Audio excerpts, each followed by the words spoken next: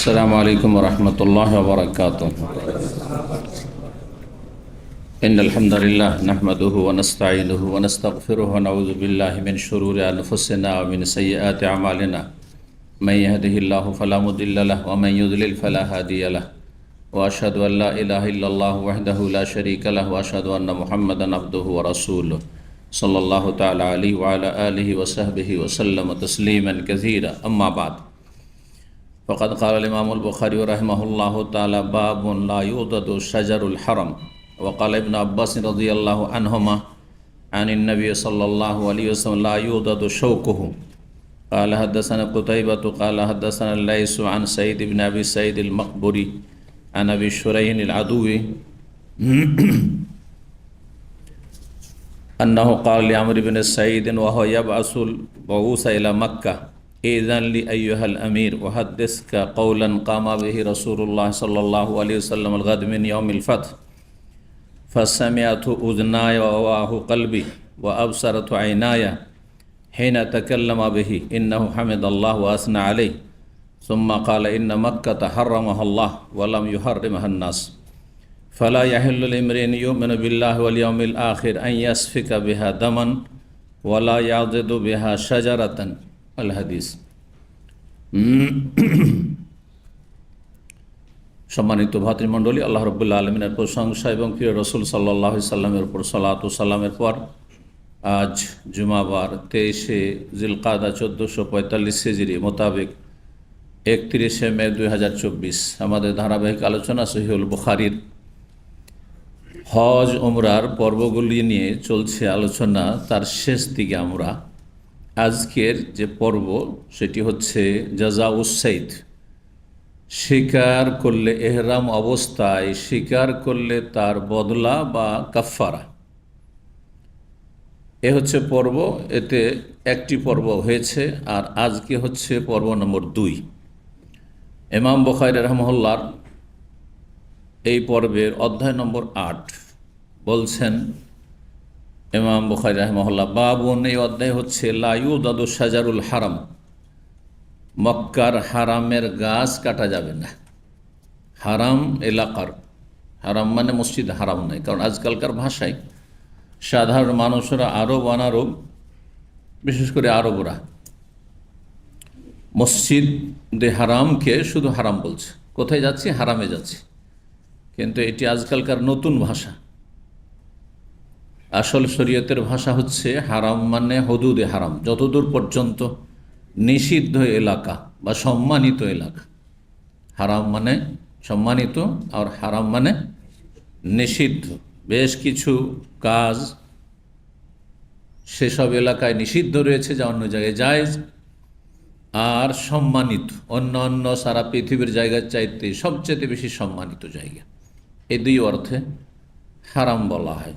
আর আপনারা জানেন, যারা মক্কায় প্রবেশ করেছেন, যে দিক থেকে প্রবেশ করেন না কেন, যখন প্রবেশ করবেন সেখানে পিলার দেওয়া আছে, যেমন দেশের বর্ডারে পিলার থাকে। বেদায়াতুল হারাম, হারাম বিগিনিং শুরু হচ্ছে। আবার যখন বেরিয়ে আসবেন তো নেহায়াত হাদ্দিল হারাম, হারামের সীমানা শেষ হচ্ছে। তো কোনো এলাকায় একটু দূরে, কোনো এলাকায় কাছে, সবচেয়ে কাছে হারামের বর্ডার হচ্ছে মসজিদে তানঈম, মসজিদ আয়েশা রাদিয়াল্লাহু তাআলা আনহা। আর মক্কার লোকেরা সেখান থেকে উমরার এহরাম বেঁধে থাকে, আর সেটি হচ্ছে সুন্নাত তাদের জন্য, বাইরের লোকের জন্য নয়। তো এই হারামের এলাকায় যেসব গাছগুলি প্রাকৃতিকভাবে জন্মে যাচ্ছে, এসব কাটা যাবে না। আশা করি বোঝা গেছে। প্রাকৃতিকভাবে সেগুলি জন্মেছে, হ্যাঁ, আর তারপরে সেগুলো কেউ যদি কাটে, যে কোনো ঘাস হোক, গাছপালা, কিন্তু কেউ যদি চাষাবাদ করে, এমন একটা সময় আসলো, বর্ষা বৃষ্টি এত শুরু হলো যে হারামের ভিতরে বিভিন্ন শাকসবজি চাষাবাদ হচ্ছে। শাকসবজি কাটা যাবে না?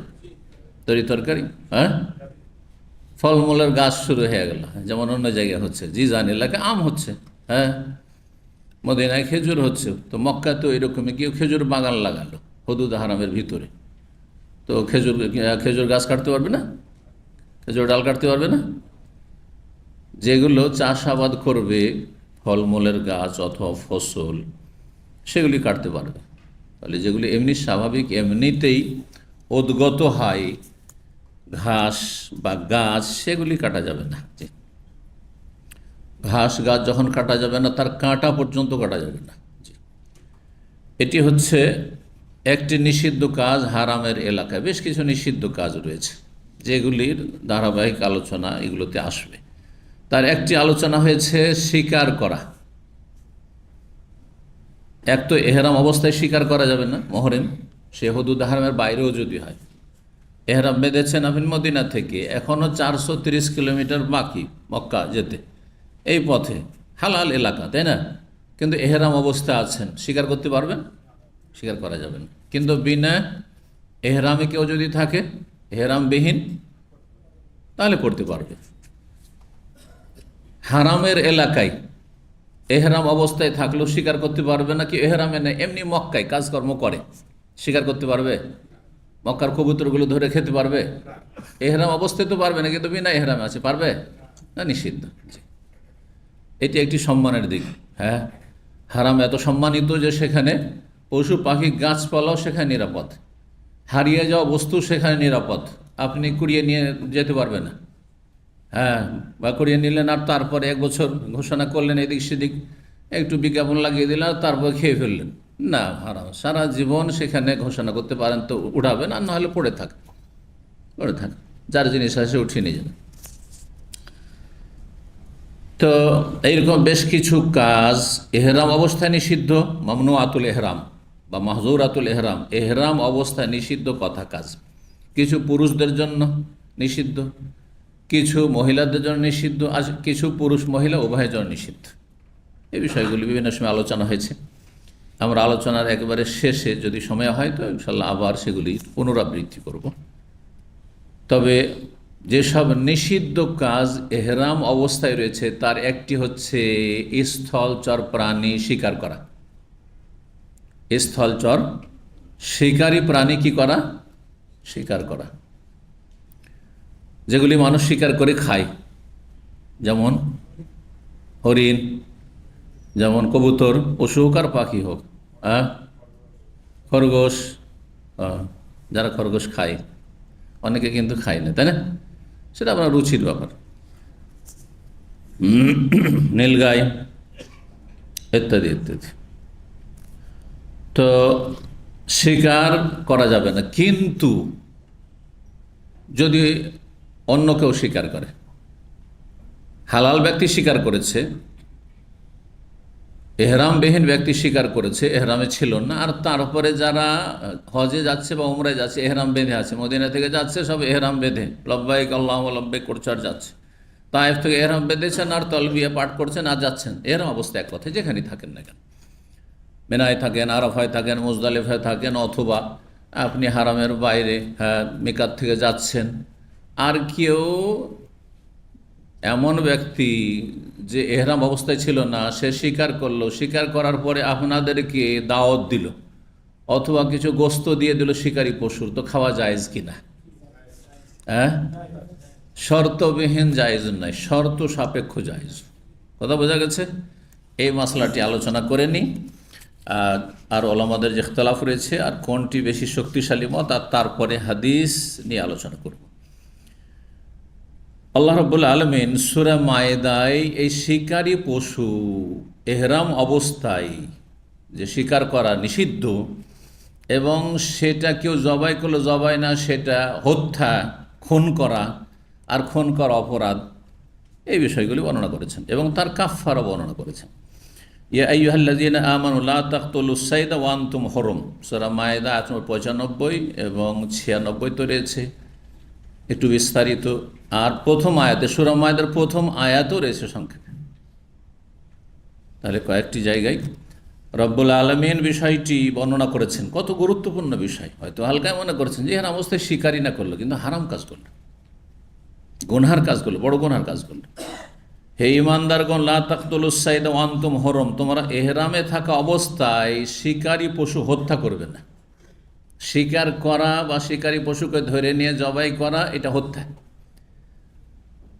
বোঝা গেছে না? জবাই করলে হালাল হয় আর হত্যা করলে হালাল হয় না।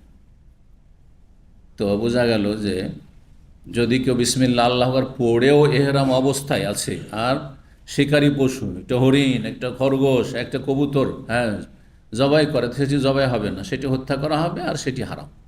সেটি যে করবে বা যারা করবে তাদের জন্য হারাম আর অন্যদের জন্য হারাম, কারণ এটিকে হত্যা বলেছেন আল্লাহ।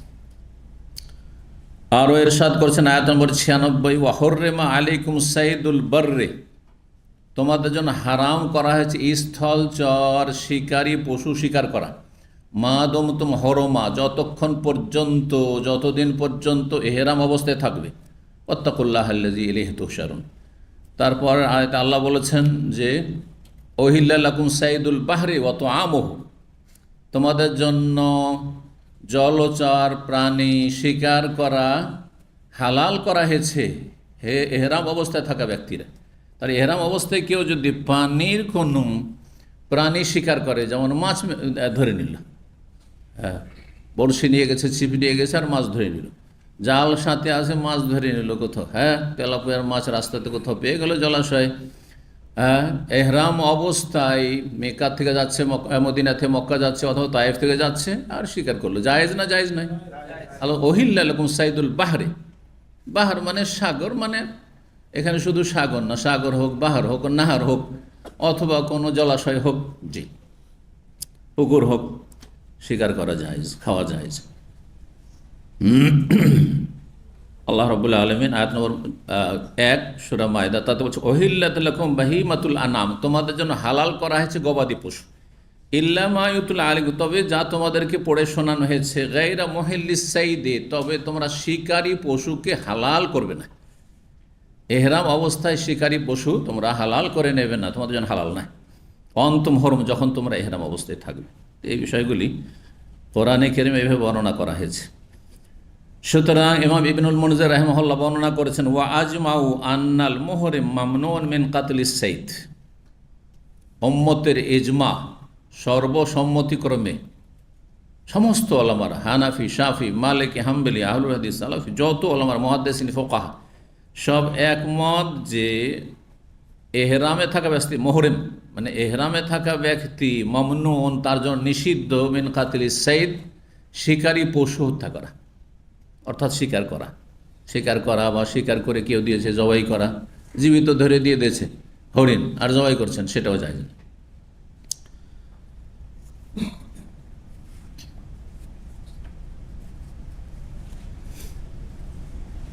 তাহলে বোঝা গেল যে এহরাম অবস্থায় শিকার করা নিষিদ্ধ, এতে কোনো দ্বিমত নেই।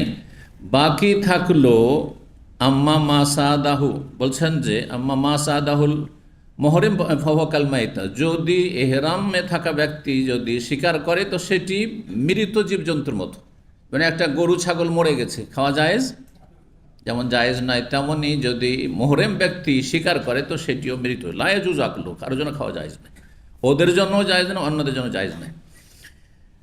কিন্তু ওয়াল খিলাফু ফিমা সাদাহুল হালাল, হালাল ব্যক্তি, এহরামবিহীন ব্যক্তি যদি শিকার করে, হাল ইয়াজুজু লিল মুহরিম আকলু, মুহরিম ব্যক্তি খেতে পারবে কিনা? আপনারা এক বাক্যে বললেন যে খেতে পারবে, কিন্তু এতে দ্বিমত রয়েছে আর সঠিক মতে তফসিল রয়েছে, অর্থাৎ শর্ত সাপেক্ষ। 3টি মত এই ক্ষেত্রে রয়েছে। একটি মত হচ্ছে আন্নাল্লাহ মাসাইদে ইয়াহরুমু আলাল মুহরিমে বেকুল্লি হাল, মুহরিম ব্যক্তির ওপর শিকারী পশুর গোস্ত খাওয়া সর্ব অবস্থায় হারাম।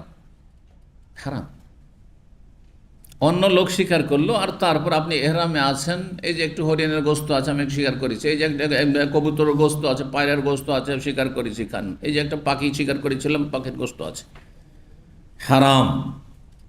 বলছে অবেহাদাল কওলে কালা জামাতুম মিনাস সাহাবা, একদল সাহাবায়ে কেরামদের মত, আলী রাদিয়াল্লাহু তাআলা আনহু, ইবনে ওমর, ইবনে আব্বাস রিজওয়ানুল্লাহি তাআলা আজমাইন, ওয়া হুয়া কাউলু তাউস, ইমাম তাউস তাবেঈ, ইমাম ইবনে ইসহাক, ইমাম সৌরি, সুফিয়ান সৌরি, এসব আইম্মায়ে কেরাম, জি, এবং বেশ কিছু সাহাবায়ে কেরাম তাবেঈন, জি। তাহলে হয়ে গেল তাদের দলিল।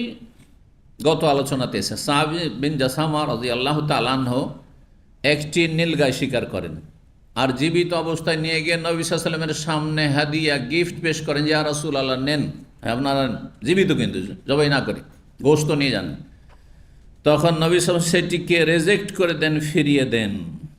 কি করেন? ফিরিয়ে দেন, নিলেন না। তখন দেখলেন যে সাহাবীর চেহারাটা মলিন হয়ে গেছে, মনটা খারাপ হয়েছে। আমি একটা হাদিয়া দিলাম, নবী সাল্লাল্লাহু আলাইহি ওয়াসাল্লাম নিলেন না, কষ্ট পেলেন তিনি। নবী সাল্লাল্লাহু আলাইহি ওয়াসাল্লাম তার দুঃখ কষ্ট লাঘব করার জন্য বললেন যে দেখো, ইন্নালাম নারুদ্দু আলাইকি, তোমাকে যে ফিরিয়ে দিচ্ছি, রিজেক্ট করছি তোমার হাদিয়া গিফট গ্রহণ করছি না, কিসের জন্য? ইল্লা আন্নানা হরম, আমরা এহেরাম অবস্থায় আছি। এহেরাম অবস্থায় আমরা এই শিকারী পশু খেতে পারি না। এটাকে দলিল নিয়েছে, কিন্তু অন্য আবু কাতাদার যে হাদিস রয়েছে বিপরীত, সেটার সাথে সমন্বয় করেনি, যার ফলে তারা বলছে যে সর্ব অবস্থায়, এহেরাম অবস্থায় থাকলে যদিও হালাল ব্যক্তি স্বীকার করেছে, খাওয়া জায়েজ নয়। দ্বিতীয় মত এর বিপরীত। এর বিপরীত কি? যে মহরম ব্যক্তি সর্ব অবস্থায় যদি নিজে স্বীকার না করে, অন্য লোক স্বীকার করে যে এহরামবিহীন ব্যক্তি সে স্বীকার করেছে, তাহলে খাওয়া সর্ব অবস্থায় জায়েজ। সর্ব অবস্থায় মানে? সর্ব অবস্থায় মানে কি? একটা হচ্ছে নিজের জন্য স্বীকার করেছিল ওই ব্যক্তি যে স্বীকার করেছে, একটা হচ্ছে না আমি স্বীকার করব, আমি খাবো না, কি করবো এটা? হাজিদের জন্য, এহরামে যারা আছে, আল্লাহর মেহমান হজ উমরা আছে এহরাম অবস্থায়, তাদের জন্য স্বীকার করলো, সহযোগিতা করলো, ইশারা ইঙ্গিত করলো, সাহায্য করলো, দেখিয়ে দিল যে ওই যে আমরা তো ধরতে পারছি না, ওই যে ধরবা ধরো। সর্ব অবস্থায় তাদের কাছে হালাল। এই মতটি হচ্ছে ফোকাহুল কুফা, কুফার ফোকাহা। আর কুফার অন্যতম ফাকি হচ্ছেন কে? আবু হানিফা। তাহলে হানাফি মাযহাবে যদি কেউ সহযোগিতা করে, সরাসরি করলো না, স্বীকার করলো না, কিন্তু দেখিয়ে দিল যে ওই যে কবুতর আছে, ধরতে পারবে, হ্যাঁ খেতে পারবে। ওয়াতাইফাতু মিনাস সালাফ, একদল সালাফ, যেমন আতা, তাবেই, মুজাহিদ, সাইদ ইবনে জুবাইর, এরা তাদের দলিল তারা একদিক নিয়েছে। যেমন আগের উক্তির অনুসারীরা একটি দলিল সাব বিন জাসামার হাদিস নিয়েছে যে নবী সাল্লাল্লাহু আলাইহি ওয়াসাল্লাম কি করেছেন? ফিরিয়ে দিয়েছেন, নেননি গিফট। আর এর আবু কাতাদার হাদিস নিয়েছে, সাব বিন জাসামার হাদিসকে উপেক্ষা করেছে। কি? যে আবু কাতাদা কি করলেন? স্বীকার করলেন, তিনি এহরাম অবস্থায় ছিলেন না। আর তারপরে কয়েকবার করে হাদিসটি এসছে গত পর্বে। আর তারপরে নিয়ে এসে নবী সাল্লাল্লাহু আলাইহি ওয়াসাল্লামকে কিছুটা গোস্ত দিয়ে দিলেন, সাহাবারাও খেলেন, এহরাম অবস্থায় ছিলেন, নবী সাল্লাল্লাহু আলাইহি ওয়াসাল্লামকে দিলেন, ইয়া রাসূলুল্লাহ এটা কি খাওয়া যাবে এহরাম অবস্থায়? বলছে হ্যাঁ হ্যাঁ খাও খাও, তোমরা খাও। তো এখন জীবিত দিক, হ্যাঁ জবাই করে দিক, হ্যাঁ অথবা তাতে ইশারা ইঙ্গিত করুক ইত্যাদি, তাদের জন্য হ্যাঁ সেটা করা হোক, স্বীকার করা হোক, অথবা নিজের জন্য করা হোক, সর্ব অবস্থায় তাহলে জায়েজ। এটি দ্বিতীয় মত হলো। একটি হাদিসকে দলিল নিল একদল, আর একটি হাদিসকে দলিল নিল আর এক দল। তাহলে এই দুটো দলই ওলামাদের, ফোকাহাদের কি করলো? কিছু হাদিস গ্রহণ করলো আর কিছু হাদিসকে কি করে দিল? ছেড়ে দিল, পরিত্যাগ করলো। এটা কি সঠিক পন্থা, মানহাজ? না সঠিক পন্থা হচ্ছে যদি সমন্বয় করার সময় সমন্বয় করতে হবে, সমন্বয় করতে হবে না? যদি বাহ্যিক সাংঘর্ষিক দুটো কথা দেখেন, কারো কথা হোক না কেন, বাহ্যিক সাংঘর্ষিক, এক নম্বরে শরীয়তের কথা, কোরআন হাদিসের কথা আপনাকে সাংঘর্ষিক মনে হচ্ছে, আর তারপরে দুনিয়ার কথা, আপনার বাপ মা কোনো একবার হুকুম দিল আর এক রকম, আরেকবার মনে হচ্ছে আর এক রকম, ভাই আমার আব্বা কি একবার একরকম বলছে আর একবার আরেক রকম। তাহলে আপনাকে বিবেক খাটাইতে হবে যে দুটোতে সমন্বয় করা সম্ভব কি না। যদি সমন্বয় হয় তো দুটো কথার উপর আমল করতে হবে। না বলবেন যে আপনার আগেরটা নেব পরেরটা নেব না, পরেরটা নেব আগেরটা নেব না, হুট করে বলবেন। কি করবেন? সমন্বয় করবেন, কম্বাইন করতে হবে যথাসাধ্য, যদি সম্ভাবনা থাকে। যদি সম্ভব না থাকে তখন দেখতে হবে যে দুটো কথা অথেন্টিক না একটা দুর্বল একটা সহি। যদি জয়ীফ হয় একটি আর একটি সহি, তো জয়ীফ ছেড়ে দেবেন, ওটা আগে। দুটোই সহি আর সমন্বয় করা সম্ভব, তাহলে সমন্বয় করা সম্ভব নয়, দুটোই সহি। তবে ইশারা ইঙ্গিত পাওয়া যাচ্ছে নবী সাল্লাল্লাহু আলাইহি ওয়াসাল্লাম থেকে বা সাহাবায়ে কেরাম থেকে যে একটি আগের হুকুম ছিল আর একটি পরের হুকুম, তখন কি বলবো? আগেরটি মনসুখ রহিত আর পরেরটি হচ্ছে আমলযোগ্য। যেমন নবী সাল্লাল্লাহু আলাইহি ওয়াসাল্লাম প্রথম কোরবানির গোশত দিনের বেশি খেতে নিষেধ করেছিলেন। প্রথম কবর জিয়ারত করতে টোটালি নিষেধ ছিল, পুরুষ হোক আর নারী হোক কবর জিয়ারত মোটেই করতে পারবে না। তারপর নবী সাল্লাল্লাহু আলাইহি ওয়াসাল্লাম বললেন যে এখন তোমাদের মধ্যে অভাবীর সংখ্যা কমে এসছে, এত বেশি অভাবী নেই, সুতরাং ফাকুলু মা বাদার, যতদিন পারবা খাও, 3 দিনের বেশি খেতে পারো, কিন্তু গরিব দুঃখী আত্মীয় স্বজনকে খাওয়িয়ে, বন্ধু বান্ধব। জি, এইরকমই জিয়ারতের ক্ষেত্রে প্রথম শিরক কুফরি থেকে মূর্তি পূজা থেকে উঠে এসছে। এখন কবর জিয়ারত করলে কবরে সিজদা করা শুরু করবে, যেটা আমার বাবার কবর, এটা আমার হুজুরে কিবলার কবর, তাই না? তাই শুরু করেছে। ভারত উপমহাদেশে মুসলিমরা কালেমা তো পড়েছে, কিন্তু কালেমা পড়ার সাথে সাথে হিন্দুদের দুর্গা পূজা ছেড়েছে, দুর্গা পূজা শুরু করে দিয়েছে, কারণ আকিদের সংশোধন হয়নি তাদের। তাদের ভিতরটা পরিবর্তন করা সম্ভব হয়নি, ওপরের পোশাকটা শুধু চেঞ্জ করে দেওয়া হয়েছে। এখন ভিতরে যদি আমার শরীরে গন্ধই থাকে, আর গোসল করলাম না, আতরও লাগালাম না, শুধু ভালো ভালো জুব্ব পরে নিলে তো গন্ধ দূর হবে? তো ওই রকম হয়ে গেছে ইন্ডিয়া, বাংলাদেশ, পাকিস্তান, অধিকাংশ মুসলিমে যারা মাজার পূজারি বা সুফি, তাদের অবস্থাটা এইরকম। হিন্দু ছিল, কালিমা পড়েছে, কিন্তু ওপরের পোশাকটা যে হিন্দুদের সেটা খুলে ফেলেছে, ইসলামের পোশাক পরেছে, ভিতরটা পরিবর্তন করেনি, যার ফলেও শিরকে হয়ে গেছে। দুর্গা বাদ দিয়েছে, দুর্গা পূজা শুরু করেছে। এক আস্থানা বাদ দিয়েছে, আর এক আস্থানায় গিয়ে হাজিরা দিয়েছে। হিন্দুদের মেলা বাদ দিয়েছে, মুসলিমদের মেলা ওরসে গিয়ে হাজির হয়ে গেছে। বোঝা গেছে? হিন্দুরা কালী পূজার বলিদান করে, এরা গিয়ে মাজারে গিয়ে খাসি মোরগ নিয়ে হিড়িক পড়ে যায়, তাদের জবাই করা শুরু করে। কাজ একই। ওরা ধ্যান বলে, এরা মোরাকাবা বলে, একই, শুধু ফার্সি করে দিয়েছে সেটাই। বোঝা গেছে না? পোশাকটা উপরে পাল্টে দিয়েছে, ভিতরে কোনো পরিবর্তন হয়নি। সতর্ক, সাবধান। এই জন্য ইসলাম নেবেন হারমাইন শরীফের থেকে। কোরআন ও হাদিস ভিত্তিক ইসলাম পাবেন মক্কা মদিনায়। আর ইসলাম নেবেন আপনি ভারত থেকে, কেউ দেওবন্দ থেকে, তো কেউ বেরোলি থেকে, কেউ বলবেন আমি রেজবি, তো কেউ বলছে আমি দেওবন্দি। এই করে ইসলাম পাওয়া যাবে না, সঠিক ইসলাম পাওয়া যাবে না। জি, আল্লাহ সঠিক বুঝ দান করুন। তৃতীয় মত হচ্ছে যে এতে একটু ব্যাখ্যার প্রয়োজন রয়েছে, বিষয়টি ব্যাখ্যার দাবি রাখে। ইনকান মা সাদাহু, যেই ব্যক্তি স্বীকার করেছে এহরামবিহীন অবস্থায়, সে এহরামে ছিল না।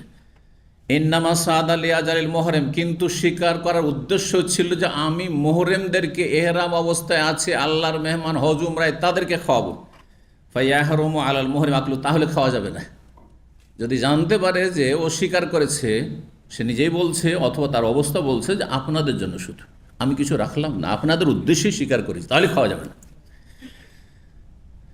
আচ্ছা, এইরকমই ইনসাদা হবে দালালাতিন আও ইয়ানাতিন মিনাল মোহরেম, মোহরেম ব্যক্তি যদি দেখিয়ে দেয়, ইশারা ইঙ্গিত করে অথবা সহযোগিতা করে, যে স্বীকার করবে তার কাছে শিকারীর অস্ত্র নেই, স্বীকার করার অস্ত্র নেই, বর্ষা নেই, মোহরেমের কাছে আছে, মোহরেম বলছে আমি তো স্বীকার করতে পারছি না, নাও বর্ষা দাও, আর বললাম না ওর মারো তুমি, আর স্বীকার করো, তাহলেও খাওয়া হালাল না সহযোগিতা করলে।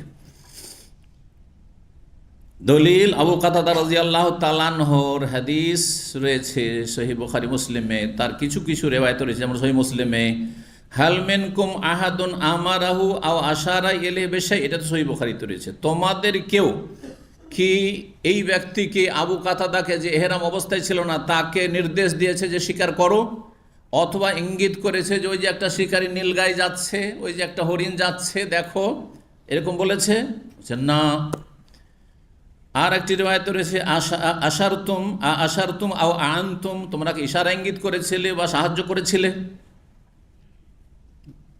তারপর আর একটি হাদিস রয়েছে যে মোহরেমদের জন্য শিকারী পশুর গোস্ত খাওয়া হালাল, যে মা আলাম ইউসাদ লিয়াজালে, যদি তাদের উদ্দেশ্যে সেটা স্বীকার না করা হয়। তো সবগুলি মিলিয়ে তাহলে বোঝা গেল যে যদি অমহরেম ব্যক্তি স্বীকার করে নিজের জন্য আর নিজেই জবাই করেছে, সেটা জীবিত অবস্থায় না দেয়, ওটাও জীবিত অবস্থায় দিল না, নিজেই জবাই করেছে আর তারপরে গোশত নিয়ে এসে দিল, আমিও খেলাম আর আপনাদেরকে দিচ্ছি, খান আপনারা, আর কোনো রকমের সহযোগিতা করেননি মোহরেম ব্যক্তিরা, এহরাম অবস্থায় থাকা ব্যক্তিরা, তাহলে খাওয়া জায়েজ। এই ছিল আজকের এই শিকারের বিস্তারিত মাসলা। এখন আমরা হাদিসের দিকে যাই। অধ্যায় কি পড়েছিলাম? লা ইউজাদু শাজারুল হারাম, হারামের গাছ কাটা যাবে না। কোন ধরনের গাছ এটাও বলে দিয়েছি। ইবনে আব্বাস রাদিয়াল্লাহু তাআলা বলছেন, নবী সাল্লাল্লাহু আলাইহি ওয়াসাল্লাম থেকে বর্ণনা করি, লা ইউজাদু শাওকু, এমনকি গাছের কাঁটা পর্যন্ত কাটা যাবে না। গাছও কাটা যাবে না, গাছের কাঁটাও কাটা যাবে না। 1832 নম্বর হাদিস, আবু শুরাই আল আদুই বর্ণনা করছেন, জি, আন্নাহু কাল আলী আমর ইবনে সাঈদ, তিনি আমর ইবনে সাঈদ যিনি মদিনার গভর্নর ছিলেন উমাইয়া বংশের খেলাফত আমলে, ওয়াহুয়া ইয়াবআসুল বুউসা ইলা মক্কা, তিনি সেনাবাহিনী পাঠাচ্ছিলেন যুদ্ধ করার জন্য মক্কায়। কার বিরুদ্ধে? প্রখ্যাত সাহাবি, সাহাবি বিনা সাহাবি, সাহাবির ছেলে সাহাবি, তার মা সাহাবিয়া, তার বাপ সাহাবি, হ্যাঁ, তার নানা সাহাবি। তিনি কে? আবদুল্লাহ বিন জুবাইর রাদিয়াল্লাহু তাআলা আনহুমা, তার মা আসমা বিনত আবি বকর, নানা আবু বকর সিদ্দিক। জি, তিনি কয়েক বছর খেলাফত প্রতিষ্ঠা করেছিলেন হেজাজে। মক্কা মদিনা আরব দেশে অধিকাংশ অঞ্চলগুলি তার অনগত হয়ে গেছিল, কারণ তারা চাইছিল না, উমাইয়া বংশের শাসনকে চাইছিল না। জুলুম অত্যাচার ছিল, শোষণ ছিল, স্বজন প্রীতি ছিল, ইত্যাদি ইত্যাদি, বিভিন্ন রকম সীমা লঙ্ঘন ছিল। তো একমাত্র শাম দেশ দামেস্ক তাদের দখলে ছিল, কিন্তু তারা স্ট্রং ছিল, তাদের সেনাবাহিনী ছিল। শেষ পর্যন্ত কয়েক বছর পরে, প্রায় 7 বছর মতো, তারপরে আক্রমণ করে মক্কায় তারা নির্মমভাবে হত্যা করে, সুলিতে চড়ায়, আর তারপরে এই খেলাফতকে তারা শেষ করে। যাই হোক, এই খেলাফত বা তখন খেলাফত ছিল। জি, আর আবদুল্লাহ বিন জুবাইরের খেলাফত কায়েম করা, সেটি মুসলিম শাসকের বিরুদ্ধে বেরিয়ে যাওয়া ছিল না, কারণ কখনো তারা সেই উমাইয়া খেলাফতের অনুগত হয়নি। যখন অনুগত হয়নি তো ঢুকেইনি, ঢুকে যাওয়ার পরে যদি বের হয় তাহলে তখন সেটাকে বলা হয় যে খরুজ, বা সেটাকে বলা হয় চরমপন্থা। জি, শাসকের আনুগত্য থেকে বেরিয়ে যাওয়া। কারণ এখানে অনেকে সংশয় থাকে যে আবদুল্লাহ বিন জুবাইরও তো সরকারকে মানেনি, তো আমরা আমাদের সরকারকে মানি না। এই যারা একটু জঙ্গি মনোভাব আজকাল রাখে না, এই ধরনের সংগঠন যেগুলো রয়েছে, তাদের যুবকরা আর তাদের লোকেরা এই ধরনের সংশয় দিয়ে মানুষকে বিভ্রান্ত করে। তো এই আমর ইবনে সাঈদ ও জালেম ছিল, সে সেনাবাহিনী পাঠাচ্ছে মক্কায় যুদ্ধ করার জন্য। সেই সময় আবু শুরাই দেখলেন যে তো অন্যায় কাজ করছে, মক্কায় গিয়ে চড়াও করবে, আর মক্কায় গিয়ে সেখানে পাথর বর্ষণ করবে, আর সেখানে যুদ্ধ করে রক্তপাত করবে, অন্যায় কাজ এটি। তখন তিনি বললেন বড় আদব সম্মানের সাথে, তাহলে বোঝা গেল যে শাসক যতই বড় জালেম আর সীমা লঙ্ঘনকারী হোক না কেন, আর যতই খারাপ হোক না কেন, মান সম্মান রক্ষা করে কথা বলতে হবে। মান সম্মান রক্ষা না করলে আপনি সংশোধন কখনো করতে পারবেন না, কখনো সংশোধন করতে পারবেন না। এটা ইসলামের পন্থা নয় যে কোনো জালেমের সামনে গিয়ে বলে, এই জালেম, আল্লাহকে ভয় করো, সাবধান হয়ে যাও। এটা তরিকা নেই, তরিকা নেই। কারণ আপনার উদ্দেশ্য কি? রাগ ঝাল মিটানো, আক্রোশ মিটানো, নাকি আপনার সংশোধন? আম্বিয়া রসুলগণের মানহাজ আল্লাহ কোরআনে বর্ণনা করেছেন, ইন অরিদো ইল্লাল ইসলাহ, আমাদের উদ্দেশ্য হচ্ছে সংশোধন, সংস্কার। সংশোধন যেইভাবে সেভাবে করতে হবে, যেভাবে হয় সেভাবে করতে হবে। শাসকের ক্ষেত্রে কেন যাচ্ছেন? নিজের ঘরের ক্ষেত্রে যান। আপনার বাবা যদি বেনামাজি হয়, অনেকের বাবা আছে মাশাআল্লাহ দিনদার অনেকে, কিন্তু বাবা বেনামাজি, সুদখোর, ঘুষখোর, হারামখোর, হারাম ব্যবসা করে, ছাড়ে না, বরং ছেলেকে বলছে তুই জঙ্গি, দাঁড়িয়ে রাখলে জঙ্গি, নামাজ পড়লে জঙ্গি, তুই লাভ দেন, ইত্যাদি অনেক আছে ভুক্তভোগী। এখন সেই বাবাকে গিয়ে যে বলেন যে আপনি বেনামাজি জাহান্নামী, এই অবস্থায় মরে গেলে আপনার জন্য চিরকাল জাহান্নাম, আপনি কাফের, চলবে না? সম্মানের সাথে বলতে হবে, ইয়া আবাতি, ইয়া আবাতি। ইব্রাহিম আলাইহিস সালামের মানহাজ গ্রহণ করতে হবে। ইব্রাহিম আলাইহিস সালাম আমার জন্য উত্তম আদর্শ, রাসূলুল্লাহ সাল্লাল্লাহু আলাইহি ওয়াসাল্লাম পড়ে, কাদ কানা লাকুম উসওয়াতুন হাসানা ফি ইব্রাহিম ওয়াল্লাযিনা মাআহু, আল্লাহ বলছেন তোমাদের জন্য উত্তম আদর্শ রয়েছে ইব্রাহিম এবং ইব্রাহিমের অনুসারীদের সম্পর্কে। সেই ক্ষেত্রে সেখান থেকে তোমাকে আদর্শ নিতে হবে। কি বলেছিলেন? 4 বার করে দরখাস্ত করছেন, আরজি করেছেন বাপকে, ইয়াবতে, সূরা মারিয়াম পড়ে দেখেন, ইয়া আবাতে, হে সম্মানিত আব্বা, সম্মানিত আব্বা। অথচ সে শুধু বেনামাজি নয়, সে কি কাফের, মুশরিক। শুধু তাই নয়, সাধারণ মুশরিক নয়, সে নিজেই পুতুল প্রতিমা তৈরি করে আর তারপরে বাজারজাত করে আর গোটা দেশের লোককে প্রতিমা পূজা করায়। চিন্তা করুন আপনি, কত বড় অপরাধী তাহলে সে, কত নিকৃষ্ট সে। কিন্তু তারপর কত আদবের সাথে কথা বলছে। জি, আদবকে ছেড়ে দিলে হবে না, আপনার উদ্দেশ্য সংশোধন করা। মা, অনেকের মা চরিত্রহীন। আমাকে এক ভাই জিজ্ঞাসা করছে, বড়ই দুঃখের কথা, যে মা একেবারে সন্দেহপূর্ণ, তারপরেও মাকে বলা যাবে না যে তুমি বেহায়া, বেপর্দা, হ্যাঁ, আর তুমি এই সেই। বাপ কিছু বলছে না, মাকে এ কথা বলা যাবে না, তুমি দাইয়স না, মোটেই বলা যাবে না, মোটেই বলা যাবে না। সতর্ক, সাবধান। আল্লাহ সঠিক বুঝ দান করুন। আবেগ দিয়ে ইসলাম নেবেন না, দলিল দিয়ে ইসলাম নিতে হবে। জি, আপনার উদ্দেশ্য সংশোধন হইতে হবে। আপনার উদ্দেশ্য কখনোই না যে আমার রাগ উঠেছে, আমি বরদাস্ত করতে পারি না। রাগ কন্ট্রোল না করতে পারলে চুপ হয়ে যাবেন। যদি দেখা যায় যে আমি রাগটা রাগের অবস্থায় ভালো কথা মুখ দিয়ে বের হবে না, সে যেন চুপ থাকাটা নিরাপদ। রাগ উঠে গেছে, ঠান্ডা হয়ে যান, নীরব হয়ে যান। এই জন্য দাঁড়িয়ে থাকলে বসে যান, বসে থাকলে শুয়ে যান। হ্যাঁ, বেশি গরম হয়ে গেছেন, উজু করে ঠান্ডা হয়ে যান, জিকির আজকার করেন। হ্যাঁ, শয়তান থেকে ইস্তেআজা করা, আউযুবিল্লাহি মিনাশ শাইতানির পড়েন। কেন শেখানো হয়েছে? কারণ সে অবস্থায় সঠিক সিদ্ধান্ত হবে না। রাগের অবস্থায় বিচার করার জন্য নিষেধ। ধরেন আসামির উপর রাগ উঠে গেছে, হ্যাঁ, বিচারপতির অথবা পুলিশ প্রশাসনের, আর সেই অবস্থায় যদি সে ফয়সালা শোনাই, তো কি করবে? একটা সামান্য অপরাধে মৃত্যুদণ্ড দিয়ে বসবে, হ্যাঁ, অন্যায় কাজ করে দেবে, অথবা তার শাস্তি বাড়িয়ে দেবে। সে ব্যক্তি স্বার্থে সে ফয়সালা, আল্লাহর সন্তুষ্টির জন্য সে করবে না, আল্লাহকে ভয় করে ইনসাফ করবে না, সে জাহান্নামে যাবে। এরকম করলে যে ঠান্ডা মেজাজে সব কিছু করতে হবে, শান্তভাবে করতে হবে। তো যাই হোক, আমর ইবনে সাঈদ ইজালেম তাকে বলছে, এজেনলি আইয়ুহাল আমির, হে আমির, আমাকে অনুমতি দেন। অনুমতি চাইছেন আগে, সুবহানাল্লাহ। জি, অনুমতি চাইছেন, সাহাবী অনুমতি চাইছেন। আর বলছেন ওহাদ্দেসকা, কিসের অনুমতি? তাও রাসূলুল্লাহ সাল্লাল্লাহু আলাইহি ওয়াসাল্লাম হাদিস শোনাবার জন্য অনুমতি।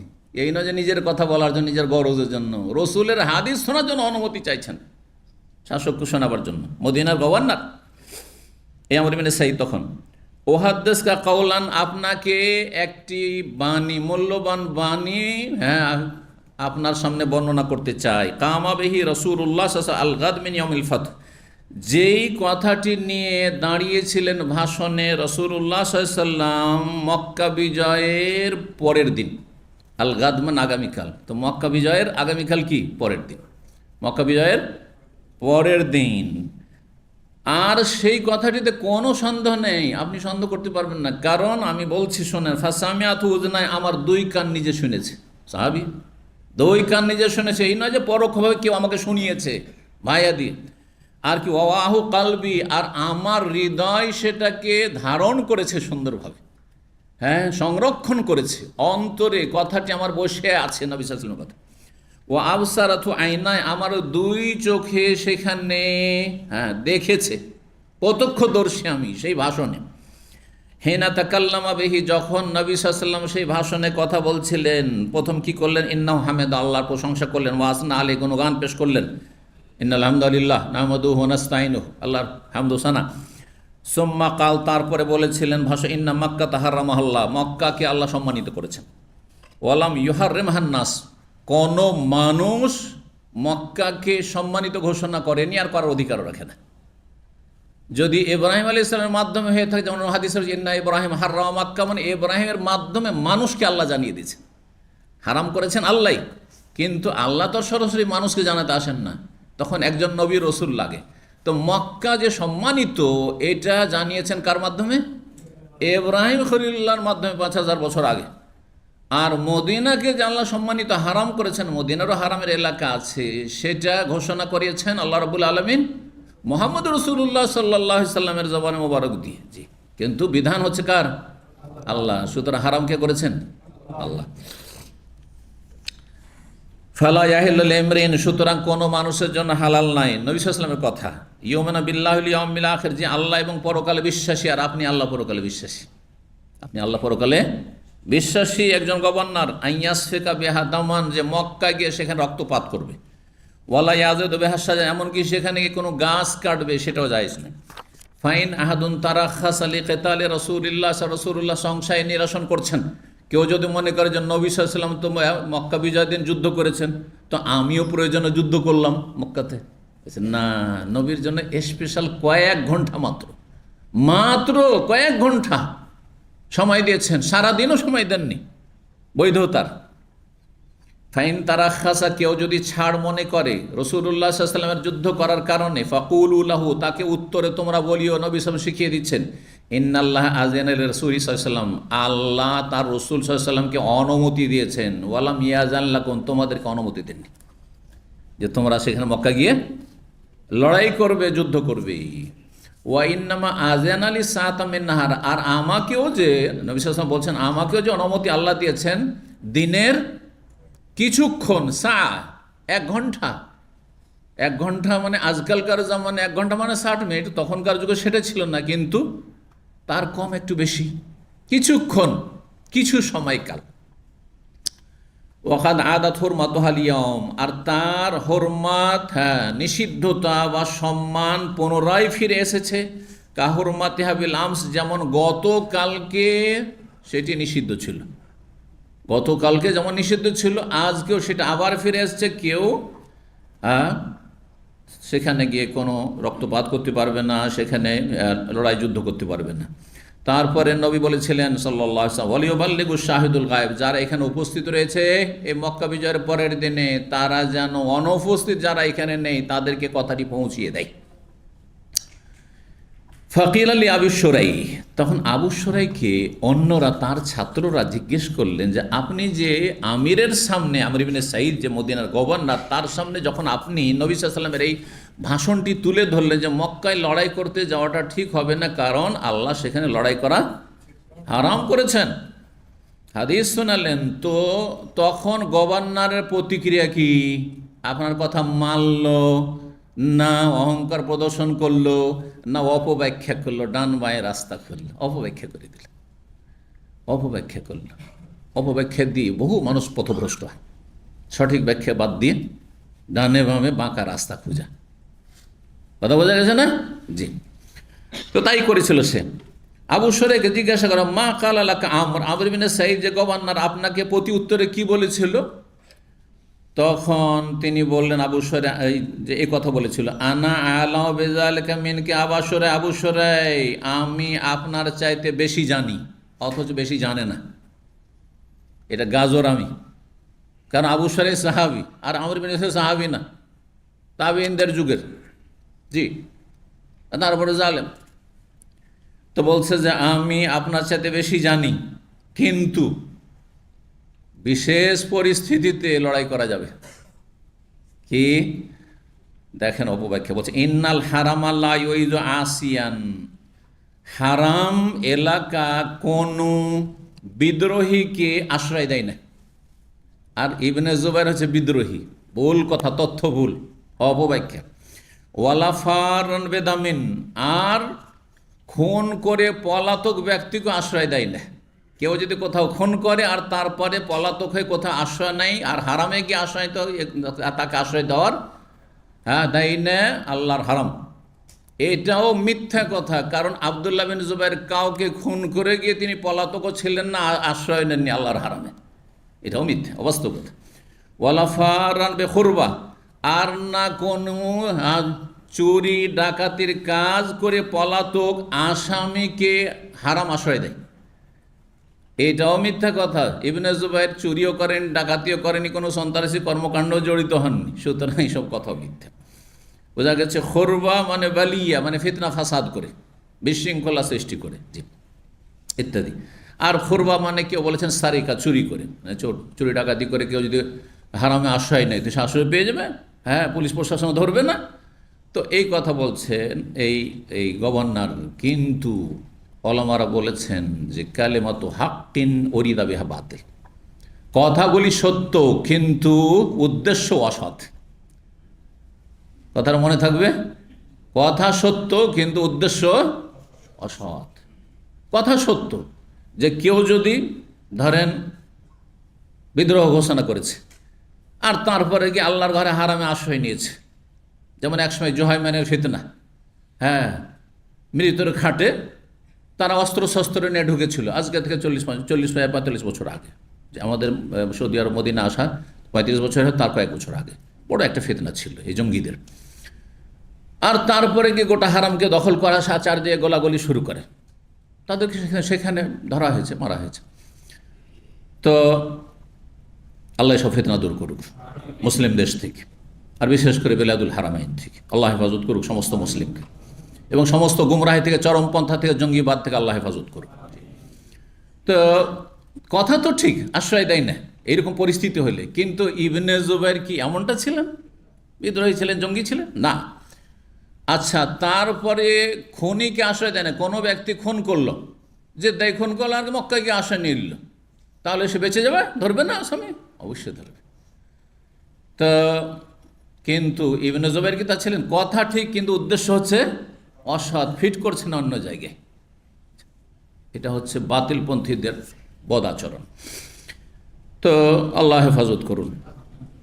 9 নম্বর অধ্যায়, বাবুন, এই অধ্যায় হচ্ছে লা ইউনাফারু সাইদুল হারাম। হারাম এলাকার শিকারী পশুকে তাড়ানো যাবে না, তাড়ানো যাবে না। তাড়ানোর উদ্দেশ্য কি? একটা উদ্দেশ্য হচ্ছে হালাল এলাকাতে নিয়ে যাওয়া, যে এখানে তো শিকার করা যাবে না, হারামের ভিতরে আছে, তো এই কবুতরগুলো তাড়তে তাড়তে আরাফায় নিয়ে চলে গেলেন। হ্যাঁ, বা একটা দেখলেন খরগোশ, আমি খরগোশ খেতেই হবে, নেশা।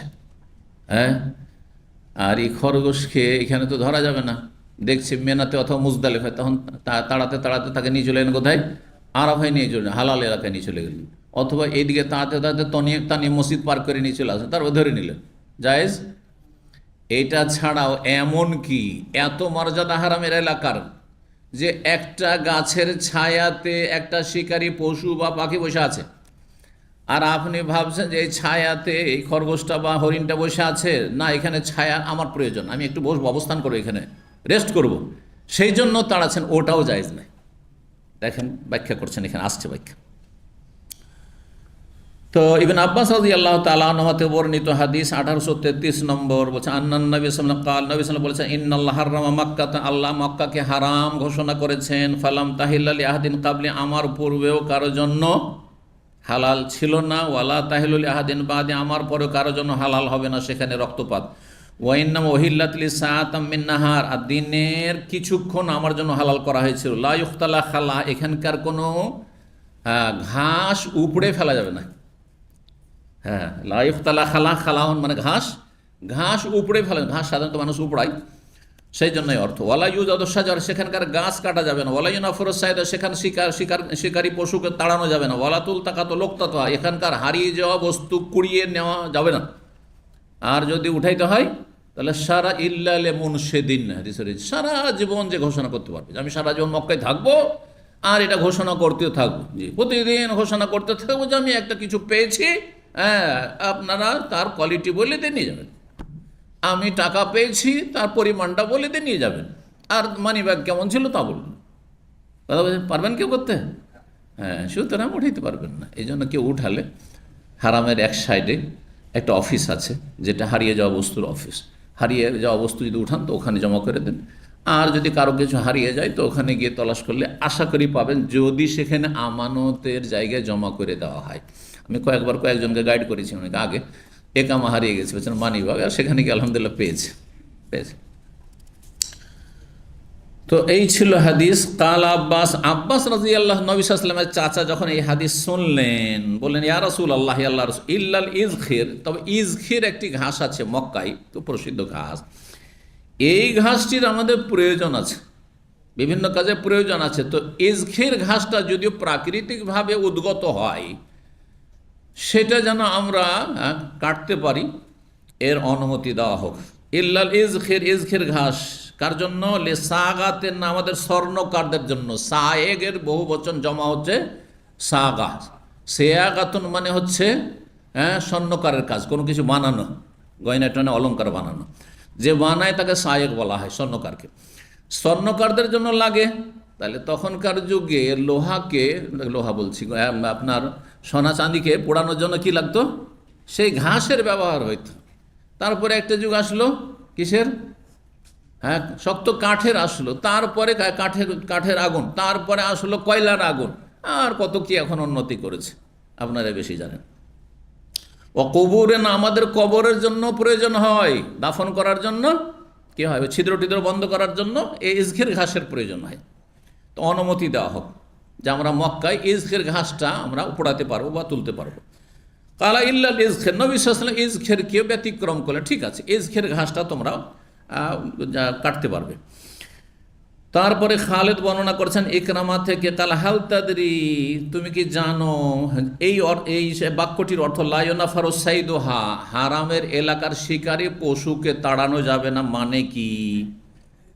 এর অর্থ হচ্ছে হুয়া আইয়ুনাহিয়াহু মিনা যিল্লি, সেটা হচ্ছে যে কোনো শিকারী পশু ছায়াতে বসে আছে বা গাছে বসে আছে, গাছের নিচেও ছায়া নিতে পারে, আবার গাছে বসেও পাখি ছায়া নিতে পারে না।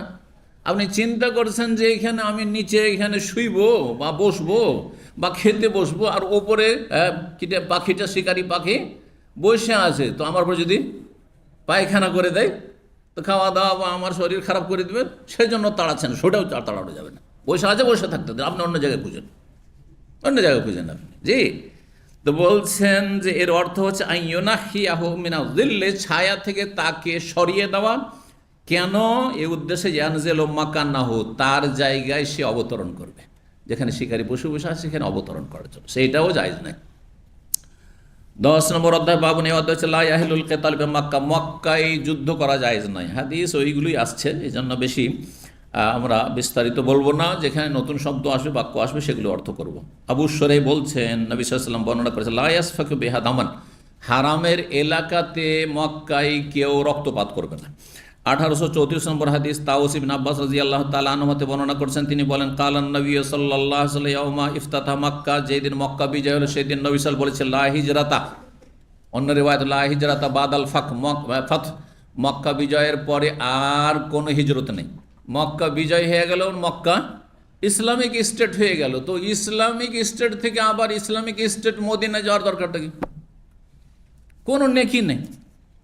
যেমন কেউ ভালো একটা কাজে আছেন দাম্মামে, আর শখ করে ছেড়ে আপনি রিয়াজ যাবেন, এতে কোনো নেকি পাবেন?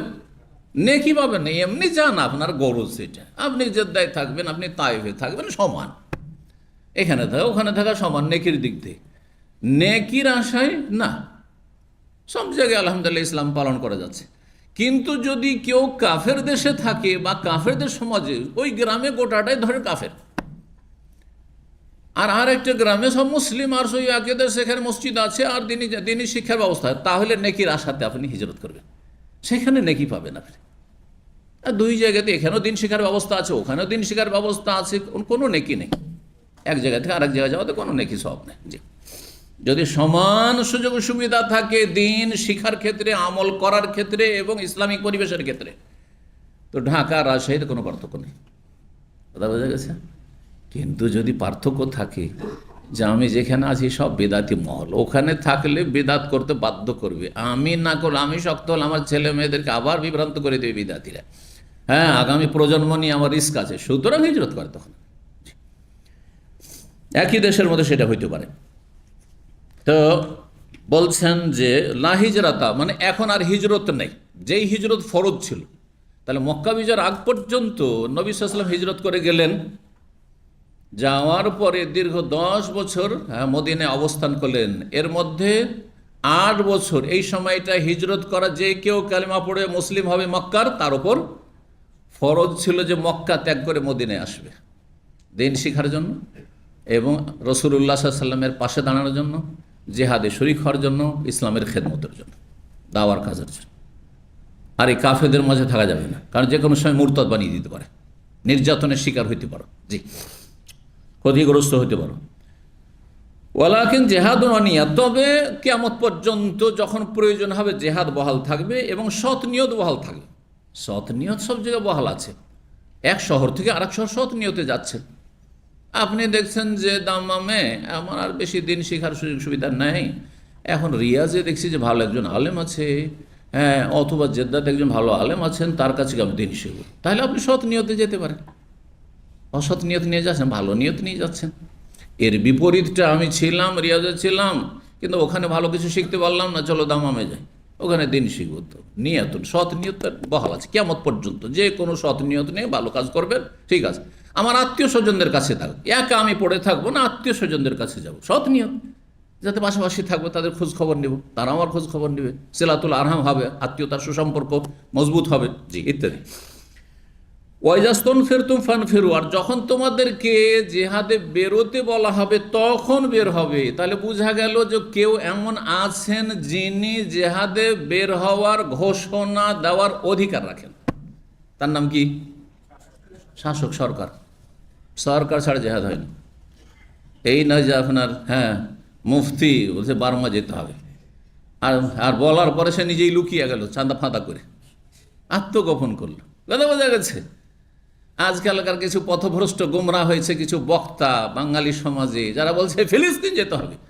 তো আগে তুমি যাও, আর তারপরে পেছনে পেছনে আমরা আছি। যাচ্ছ না কেন? এখন কে তোমাকে বাধা দিচ্ছে? যাও। এখন পর্যন্ত তো গেলে না, শুধু কিবোর্ড যুদ্ধ করতে আছে, শুধু ফেসবুকেই যুদ্ধ লেগে আছে, সোশ্যাল মিডিয়া দিয়ে শুধু জেহাদ সব। এইসব পথভ্রষ্ট, এরা হচ্ছে জঙ্গি। এরা আমাদের যুবকদেরকে জাহান্নামের দিকে ঠেলে দিতে চায়, জাহান্নামের কুকুর বানাতে চায়। কথা বোঝা গেছে? সাবধান, সরকার ছাড়া কেউ এই ক্ষমতা রাখে না। ইন্নামা জোয়েল আল ইমাম, এই কথাটি বললেও এক শ্রেণীর মূর্খরা আছে, আবেগ তাদের ধর্ম, যার ফলে রসুলের হাদিসকেও তারা অমান্য করে। সহিহ বুখারীর হাদিস, ইন্নামাল ইমাম ও জন্নাহ, নিশ্চয় শাসক হচ্ছে ঢাল স্বরূপ। ঢাল দিয়ে প্রতিরক্ষার, ডিফেন্স তার কাছে আছে, প্রতিরক্ষার ব্যবস্থা সেনাবাহিনী সরকারের কাছে। আপনার কাছে কি আছে? আমার কাছে আছে কি? ইমাম হচ্ছে ঢাল, বর্মস্বরূপ। ইউকাতালু মিন ওয়ারাইহি, যদি লড়াই করতে হয় সশস্ত্র, তার পেছনে থেকে, তার নেতৃত্বে। হাদিস রসুল, কোনো এহতরাম না, কিছু সম্মান নেই এই জঙ্গিদের কাছে। এই হাদিসের ছুঁড়ে ফেলে দেয় আর বলে যেগুলো কাপুরুষদের কথা, নাউযুবিল্লাহ মিন যালিক, কুফরি কথা। যদি কেউ বলে যে এটা কাপুর, এটা রাসূলুল্লাহ সাল্লাল্লাহু আলাইহি ওয়াসাল্লামের কথা। জি, যখন তোমাদেরকে বের হইতে বলা হবে তখন বেরোবে। ফাইন্না হাযা বালাদুন, এই এমন একটি নগরী মক্কা, হারামাল্লাহু ইয়াওমা খালাকাস সামাওয়াতি ওয়াল আরদা, যেই দিন থেকে আসমান এবং জমিন সমূহ সৃষ্টি করে সেই দিন থেকে আল্লাহ হারাম ঘোষণা করেছেন। তাহলে মক্কা যে সম্মানিত এলাকা, হুদুদে হারাম, এটি একেবারে আসমান জমির সৃষ্টির সূচনা থেকেই আল্লাহর পক্ষ থেকে ঘোষিত। জি, আর সেটা তাহলে ইব্রাহিম আলাইহিস সালাম যে ঘোষণা করেছেন, এটা পুনরাবৃত্তি করেছেন। আল্লাহ এই এলাকা হারাম নির্ধারণ করে রেখেছিলেন, আর তারপরে আদম আলাইহিস সালামের যুগে তখনও জানতেন যে হারাম, আর ইব্রাহিম আলাইহিস সালামকে দিয়ে আবার পুনরাবৃত্তি বুঝছেন তো, মানে পুনরায় ঘোষণা করা হয়েছে, রেনুয়াল করা হয়েছে। ওয়াহুয়া হারামুন বিহুরমাতিল্লাহি ইলা ইয়াউমিল কিয়ামা, সুতরাং সেটি হারাম থাকবে, নিষিদ্ধ এলাকা থাকবে, সম্মানিত এলাকা থাকবে আল্লাহর সম্মান দেওয়ার কারণে কিয়ামত পর্যন্ত। ওয়া ইন্নাহু লা ইয়াহিলুল কিতালু ফীহি লিআহাদিন ক্বাবলি, আমার পূর্বেও কারোর জন্য যুদ্ধ করা সেখানে হালাল ছিল না। ওয়ালাম ইয়াহিল্লা লি ইল্লা সাআতাম মিন নাহার, আমার জন্য হালাল করা শুধুমাত্র দিনের কিছুক্ষণ। ফাহুয়া হারামুন বিহুরমাতিল্লাহি ইলা ইয়াউমিল কিয়ামা, কিয়ামত পর্যন্ত সেটি আল্লাহ রাব্বুল আলামিনের নিষিদ্ধতার কারণে সেই এলাকা সম্মানিত। লা ইউজাদু শৌকু, সেখানকার কাটা যাবে না, ভাঙা যাবে না। ওয়ালা ইউনাফারু সাইদু, সেখানকার শিকারী পশুকে তাড়ানো যাবে না। ওয়ালা ইয়ালতাকিতু লুকতাতাহু ইল্লা মান আররাফাহা, আর সেখানকার হারিয়ে যাওয়া বস্তু কেউ উঠিয়ে নিতে পারবে না, কুড়িয়ে নিতে পারবে না, তবে যেই ব্যক্তি সারা জীবন সেটার পরিচিতি করবে, মানে ঘোষণা করবে। আররাফা ইউআররিফু, মানে ঘোষণা করবে। ওয়ালা ইউখতালা খালা, সেখানকার ঘাস উপড়ানো যাবে না। আব্বাস রাদিয়াল্লাহু বলে, ইয়া রাসূলুল্লাহ ইল্লাল ইজখির, ইজখিরটার অনুমতি দেন। ফাইন্নাহু লিকাইদিহিম, সেটা আমাদের কামারদের জন্য লাগে। কাইন বলা হয় কামারকে, কর্মকার। কামার সালাতে যে আগুন জ্বালানো হয়, অস্ত্র ধারালো করার জন্য, সেখানে আমরা ছোটকাল থেকে দেখেছি কি জ্বালানো হইতো আমাদের, কয়লা। কিন্তু 1400 বছর আগে ইজখির ঘাস জ্বালানো হইতো। তাহলে শক্ত ঘাস ছিল সেটা আমাদের কর্মকারদের জন্য প্রয়োজন হয়। বলে বইউতে, আর আমাদের ঘর বাড়ির ছাউনির জন্য, ঘর বাড়ির জি ছাদ তৈরি করার জন্য। কেউ খড়ের ঘর দেখেছেন না? আজকাল উঠে গেছে মনে হয়, নাই, সর্বনিম্ন টিনের ঘর নাকি না আছে কোথাও? খড়ের ঘর দেখেছেন না দেখেননি? তো খড়ের ঘরে আমাদের দেশের এক ধরনের খড় পাওয়া যায়, আরব দেশে তো সেই খড় ছিল না, সুতরাং কি ছিল, কি দিয়ে ছাউনি করা হয়তো ছাদের? এই ইজখের ঘাস দিয়ে। তাহলে এখানে কয়েকটি গরজ হয়ে গেল, এখানে ঘর ছাওয়ার ক্ষেত্রে লাগে, আর তারপরে কর্মকারদের লাগে, আগের হাদিস দেখলাম স্বর্ণকারদের জন্য লাগে, আর কবরের জন্য লাগে। তাহলে চারটি কাজে ব্যবহার হয়তো। একটি হাদিস আরেকটি হাদিসের ব্যাখ্যা করে, দুটো সমন্বয় করতে হবে না, হবে না? কেউ যদি বলে এই তো দ্বন্দ্ব হয়ে গেল, এখানে দুইটা কথা ওইখানে আবার দুটো আলাদা কথা, কেমন কথা হইলো, মূর্খ তুমি, কিছু বুঝোনি। বোঝা গেছে? সমন্বয়, এর নাম হচ্ছে সমন্বয়। জি, 11 নম্বর অধ্যায়। হ্যাঁ, নবী সাল্লাল্লাহু তখন বল ইল্লাল ইজখের, ঠিক আছে, ইজখের তোমাদের ব্যবহারের জন্য তোমরা কাটতে পারো বা উড়াইতে পারো। 11 নম্বর অধ্যায় বাবুল হেজামাতুল মোহরিম। এই অধ্যায় হচ্ছে মোহরিম ব্যক্তির হেজামা করা। হেজামা শব্দটি আগে বুঝতো না, আমরা যখন ছোট ছিলাম তখন বাঙালিরা বুঝতো না। এখন হেজামা এমন পেশায় পরিণত হয়েছে, ভালো একটা ইনকাম সোর্স, ভালো একটা ইনকাম সোর্স শুরু হয়ে গেছে, যার ফলে এখন হেজামার আরবি বুঝছে।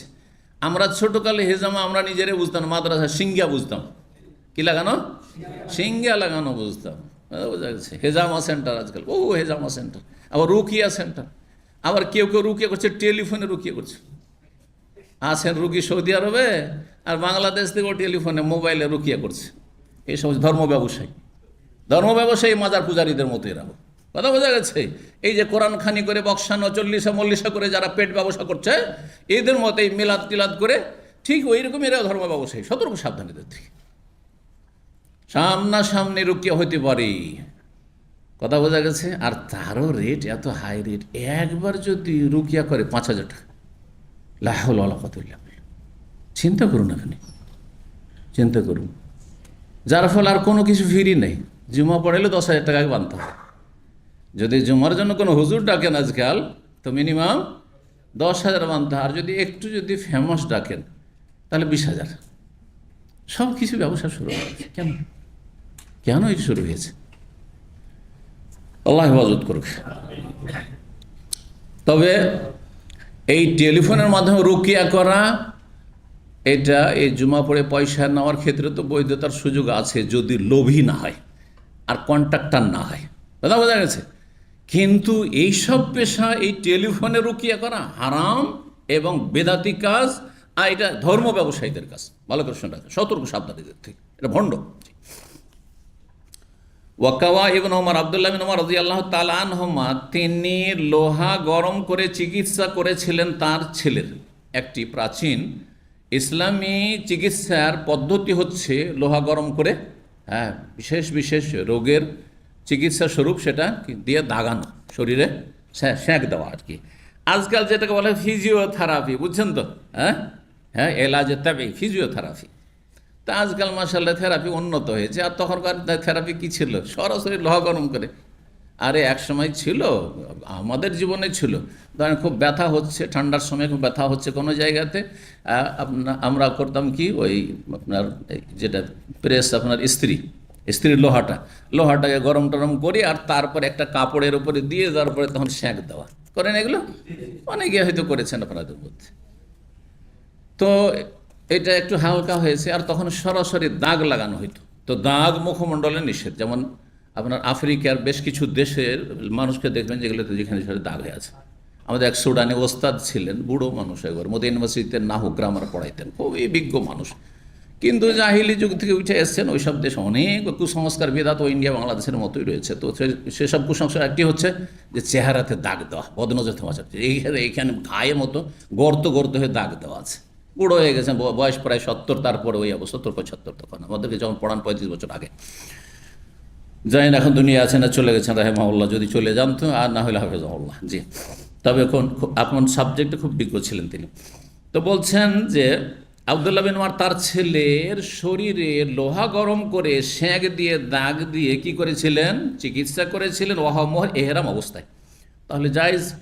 ওয়ায়াতাদা ওয়া মালাম ইয়াকুন ফিহি তিবুন, ওষুধ ব্যবহার করতে পারবে এহরামে থাকা ব্যক্তি যতক্ষণ পর্যন্ত তাতে সুগন্ধি না থাকে।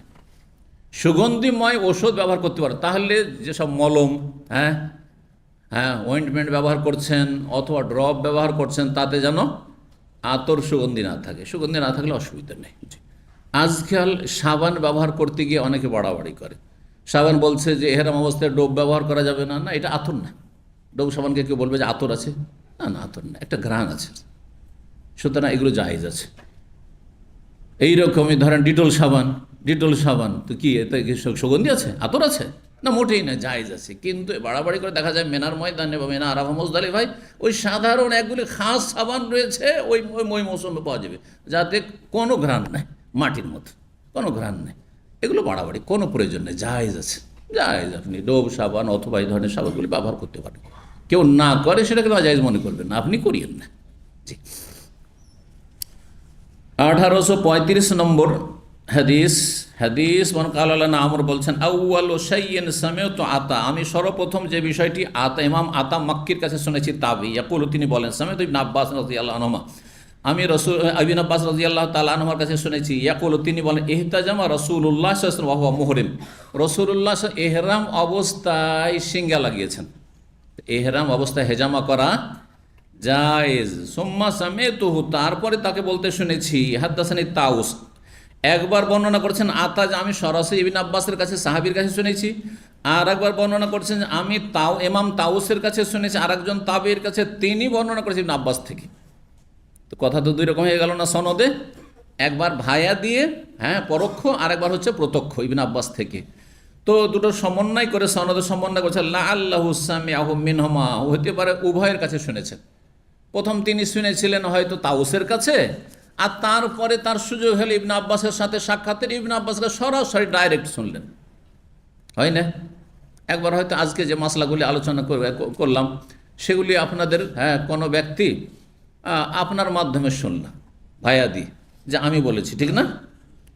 আর তারপরে হয়তো আমার কাছে আসলে আসার পরে জিজ্ঞাসা করলো, সরাসরি শুনলো, তো দুটোই বয়ান করতে পারবে কিনা? যে আমি শেখের কাছে শুনেছি, আর যার কাছে শুনেছে তার নাম উল্লেখ করতে পারবে, ঠিক ওই রকম সনদের বিষয়। জি। তো এতে কোনো দ্বন্দ্ব নেই। তো হেজামা লাগানো কি জায়েজ এহরাম অবস্থায়, কিন্তু শর্ত হচ্ছে যে যেন পশম না উঠে যায় বা পশম কাটতে না হয়, পশম কাটতে না হয়। 1836 নম্বর হাদিস বর্ণনা করছেন ইবনে বুহাইনা রাদিয়াল্লাহু তাআলা আনহু, আব্দুল্লাহ বিন বুহাইনা, তিনি বলছেন, ইহতাজামান নবী সাল্লাম সিঙ্গা লাগিয়েছেন, ওহ মুহরিম, এহরাম অবস্থায়, লাহিয়ে জামাল, লাহিয়ে জামাল নামক স্থানে। লাহিয়ে জামাল জায়গাটি মদিনা থেকে মক্কার পথে, মদিনার দিক থেকে কাছাকাছি, সেই জায়গায় নবী সাল্লাম কি করলেন? অবস্থান করলেন, আর সেখানে সিঙ্গা লাগালেন। কোথায়? শরীরের কি ওয়াসাতে রাসি, মাথার মধ্যবর্তী স্থলে মাথায় লাগিয়েছেন। তাহলে মাথায় লাগালে প্রশ্ন উঠে, মাথায় যদি সিঙ্গা লাগায় তো পশম উঠবে না? কিছু উঠবেই, তাই না? কিছু পশম কাটবেই। তো এই জন্য ওলামারা বলছেন যে হতে পারে যে এইটি নবী সাল্লাল্লাহু আলাইহি ওয়াসাল্লাম, যারা বলছেন একেবারে চলবে না, এক দুটো পশম উঠানো চলবে না, তারা বলছেন যে নবী সাল্লাল্লাহু আলাইহি ওয়াসাল্লাম তো খাস মাসলা, কিন্তু আমাদের জন্য নিষেধ, কারণ ইহরাম অবস্থা নিষিদ্ধ কাজ। নবী সাল্লাল্লাহু আলাইহি ওয়াসাল্লামের জন্য অনেক কিছু স্পেশালিস্টই ছিল, খাস ছিল, যে তিনি যেমন তিনি 4-এর বেশি তার জন্য বিয়ে করা, ইত্যাদি ইত্যাদি, আরও মেলা বিষয় রয়েছে। তো নবী সাল্লাল্লাহু আলাইহি ওয়াসাল্লামের সেই মর্যাদা। আর আরেক দল বলছেন যে বেশি যদি না হয় আর একটু হয়ে যায়, একটু চুল যদি কাটা হয়ে যায়, তাতে ফিদিয়া দিতে হবে না। তবে সেখানে বাজ রাহমাতুল্লাহ বলছেন, সতর্কতামূলক ফিদিয়া যদি দিয়ে দেয় তাহলে ভালো, তাহলে ভালো। আর কেউ ফিদিয়া ওয়াজিব বলেছেন, যে আপনি সিঙ্গা লাগাতে গিয়ে, হাজামা করতে গিয়ে মাথার বা শরীরে কিছু পশম উঠে গেল, অনেকের শরীরে বেশি পশম থাকে, তো উঠে গেল, আর তাহলে সে ফিদিয়া দেবে, ফিদিয়া জরুরি। আর কি এখানে বাজ বলছে যে ফিদিয়া দিয়ে দিলে ভালো, সতর্ক। নবী সাল্লাল্লাহু আলাইহি ওয়াসাল্লাম ফিদিয়া দিয়েছেন এমন কথা যেহেতু হাদিসে নেই, সেজন্য ফিদিয়া ওয়াজিব বলা যাবে না। জি। তো এই ছিল বিষয়। এখন 12 নম্বরে যে বিষয়টি আসছে, একটি গুরুত্বপূর্ণ বিষয়, বাবু তাজউইজুল মুহরিম। এই অধ্যায় হচ্ছে মুহরিম ব্যক্তির বিবাহ শাদী, নিজে বিয়ে করছে অথবা কারো বিয়ে দিচ্ছে, অভিভাবক হয়ে কারো পক্ষ থেকে প্রস্তাব দিচ্ছে বা নিজে প্রস্তাব দিচ্ছে, এসেছে হজে বা উমরাতে, আর আসার পরে আমেরিকা থেকে, ইউরোপ থেকে অথবা অস্ট্রেলিয়া, দুনিয়ার কোনো দেশ থেকে, বাংলাদেশ থেকে ধরেন একজন এসছে, যুবক ছেলে, বা এখান থেকে দাম্মাম থেকে গিয়েছে, যুবক অবিবাহিত, আর যাওয়ার পর একটা ফ্যামিলি পেয়েছে, ভালো ফ্যামিলি, খুব পছন্দ হয়েছে তার, আর তার মেয়ে খুব পছন্দ হয়েছে। আর তারপরে চিন্তা করছে যে এখন এহরাম অবস্থায় দেখাটা হইলে আবার দেখা হয় কি না হয়, পয়গামটা দিয়েই দিই, আপনার মেয়ের বিয়ে দেবেন, দিলে আমি আছি, জায়েজ? এই মশলা তো ইখতলাফ আছে, কিন্তু সঠিক হচ্ছে জায়েজ নয়। পয়গাম দেওয়াও জায়েজ নয়, বিয়ে করাও জায়েজ নয়, কারো বিয়ে ওলি অভিভাবক হয়ে বা উকিল হয়ে দেওয়াও জায়েজ নয়। অভিভাবকের দায়িত্ব পালন যে করে সে হচ্ছে উকিল। অভিভাবক সরাসরি থাকলে উকিল লাগে না। কিন্তু আমার দেশের বিয়ে শাদীর বেদাত হচ্ছে যে বাপ আছে মজুদ ওখানে, জীবিত ওখানে বিদ্যমান মজলিস, তারপরে একটা উকিল পাঠাচ্ছে, উকিল বাপ। এগুলো বিদাত, এগুলো হচ্ছে বিদাত। উকিল কখন লাগে? নিজে জেরা না করতে পারলে। উকিল কখন ধরে মানুষ? আমি আমার কেস যদি নিজে লড়তে পারি, আমি কেন উকিল ধরতে যাব? কথা বুঝতে পেরেছেন? তো বিয়ের শাদীতে যখন বাপ মজুদ আছে মেয়ের বিয়ে দেওয়ার জন্য, বা ভাই মজুদ আছে বোনের বিয়ে দেওয়ার জন্য, আবার উকিল কিসের? অযৌক্তিক কথা। সুতরাং এটি একটি বেদাতি কাজ আমাদের দেশে। এইরকম মেয়েকে কবুল করো না, আর একটি বিদাত। মেয়ের কবুল নেই।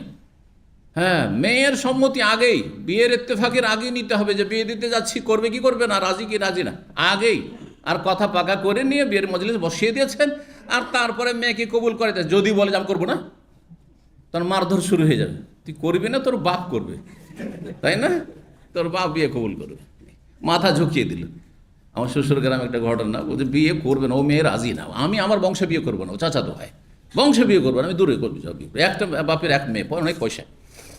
তো যখন কোনো রকমের রাজি হচ্ছে না, পারছে না, বলেইতে পারছেন না, সারাদিন শুধু কান্নাই চলছে তার, তোর নানি তখন মাথাটা ধরে ঢাকানি দিয়েছে, দিয়ে একজন মাথাটা ঝুঁকিয়ে গেছে, বলছে এই যে মাথা নড়িয়েছে, হ্যাঁ হয়ে গেছে, হয়ে গেছে, কাজ হয়ে গেছে, বিয়ে জায়েজ। বাতিল বিয়ে এসব, বাতিল বিয়ে এসব।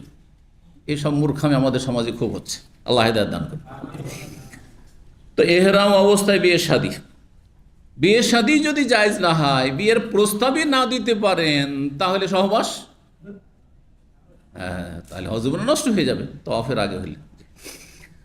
আর যদি তওয়াফের পরে হয় তাহলে তো তার জন্য ফিদিয়া রয়েছে। 1837 নম্বর হাদিস বর্ণনা করছেন ইবনে আব্বাস রাদিয়াল্লাহু তাআলা আনহুমা, বলছে আন্নান নবী তাযাওয়াজা মাইমুনাতা ওয়া হুয়া মুহরিম। নবী সাল্লাল্লাহু আলাইহি ওয়াসাল্লাম মাইমুনাকে বিয়ে করেছেন এহরাম অবস্থায়। মাইমুনাকে বিয়ে করেছেন এহরাম অবস্থায়। আমি এতক্ষণ কি বললাম, আর হাদিস আবার কি বলছে, তাই না? হ্যাঁ, সুতরাং হাদিসের তরজমা করে ফতোয়া দিলে কাজ হবে না। হ্যাঁ, অনেক সময় মুফতিও গুমরাহ, আর তার শ্রোতারাও আর তার ফ্যানেরাও গুমরাহ, পথভ্রষ্ট। এবার বোঝা গেছে? হ্যাঁ, এখন বুঝুন, বিস্তারিত আলোচনা শুন। এর আগে বলে এসছি কিন্তু নীতিমালা, যদি হাদিস পরস্পর বিরোধী থাকে তো কি করতে হবে? সমন্বয় করতে হবে, যদি সমন্বয় করা সম্ভব হয়। সমন্বয় যদি সম্ভব না হয়, প্রথম কথা দেখতে হবে হাদিস সহি না জয়ীব, দুই দিকই সহি। হ্যাঁ, একটা জয়ীব আর একটা সহি, তো জয়ীব ছেড়ে দিলাম, জয়ীব হাদিসই নয়, নবী সাল্লাল্লাহু আলাইহি ওয়াসাল্লাম থেকে প্রমাণিত নয়, কিন্তু দুই দিকেই সহি। তখন কি করবেন? সমন্বয় যদি সম্ভব হয়। সমন্বয় যদি সম্ভব না হয় তো দেখতে হবে নাসেখ মানসুখ বলা যায় কিনা, হ্যাঁ, বা রাজে মারজু করা যায় কিনা, কোনটা বেশি শক্তিশালী। হ্যাঁ, তারপরে আরেকটি হচ্ছে যে একটা নবীর কর্ম আর একটা নবীর উক্তি, দুটা যদি সাংঘর্ষিক হয়, একটা হাদিস আছে তোমরা এরকমটা করিও না, আর আর এক হাদিসে নবী ওই কাজটি করেছেন, কি করবেন তাহলে? কোনটা নেবেন? নবীর উক্তির উপর আমল করবেন না নবীর আমলের উপর আমল করবেন? আমি আপনাদের কখনো বলবো না যে আপনার মিথ্যা কথা বলেন, বলবো? কোনোদিন বলবো? কেমন হইলো বলবো না। কিন্তু আল্লাহ না করে আমি মিথ্যা কথা বললাম, কোনটা নেবেন? হ্যাঁ, যে শেখের উক্তিটা নেব না, কোনটা নেব? উনি মিথ্যা বলেন, আমিও মিথ্যা বলবো, চলবে? জান্নাত পাবেন না? আমি আমার রবের কাছে যাবো, কিন্তু আপনি আপনার পাপ নিয়ে রবের কাছে যাবেন কেন? জি, হতে পারে আমার পরিস্থিতি কি সেটা আমি বুঝবো রবের সাথে, আপনার পরিস্থিতি কি, আপনি কেন বলছেন মিথ্যা কথা, দেখা দেখি আমার না, মোটেই না। এবার বোঝা গেছে?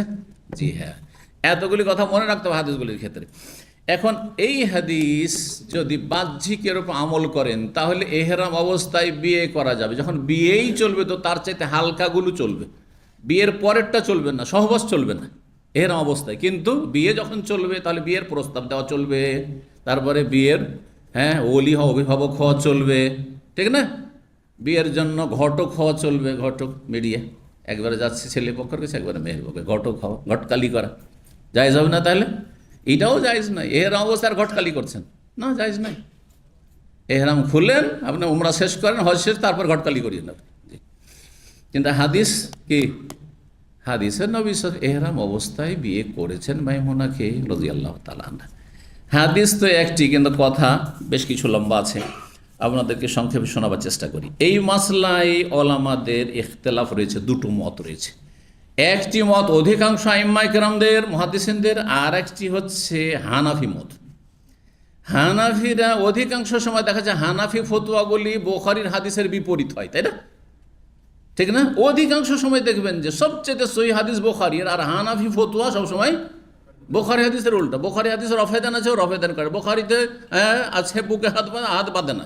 বুখারীতে আছে, বুখারীতে এমনভাবে বুকের হাত বাঁধার কথাটি শুনে নেন যে নবী সাল্লাল্লাহু আলাইহি ওয়াসাল্লাম হাত রেখেছেন কিসের? বাহুর ওপর। তো বাহুর ওপর এইভাবে জেরার ওপর যদি রাখে তো নাভির নিচে নামবে?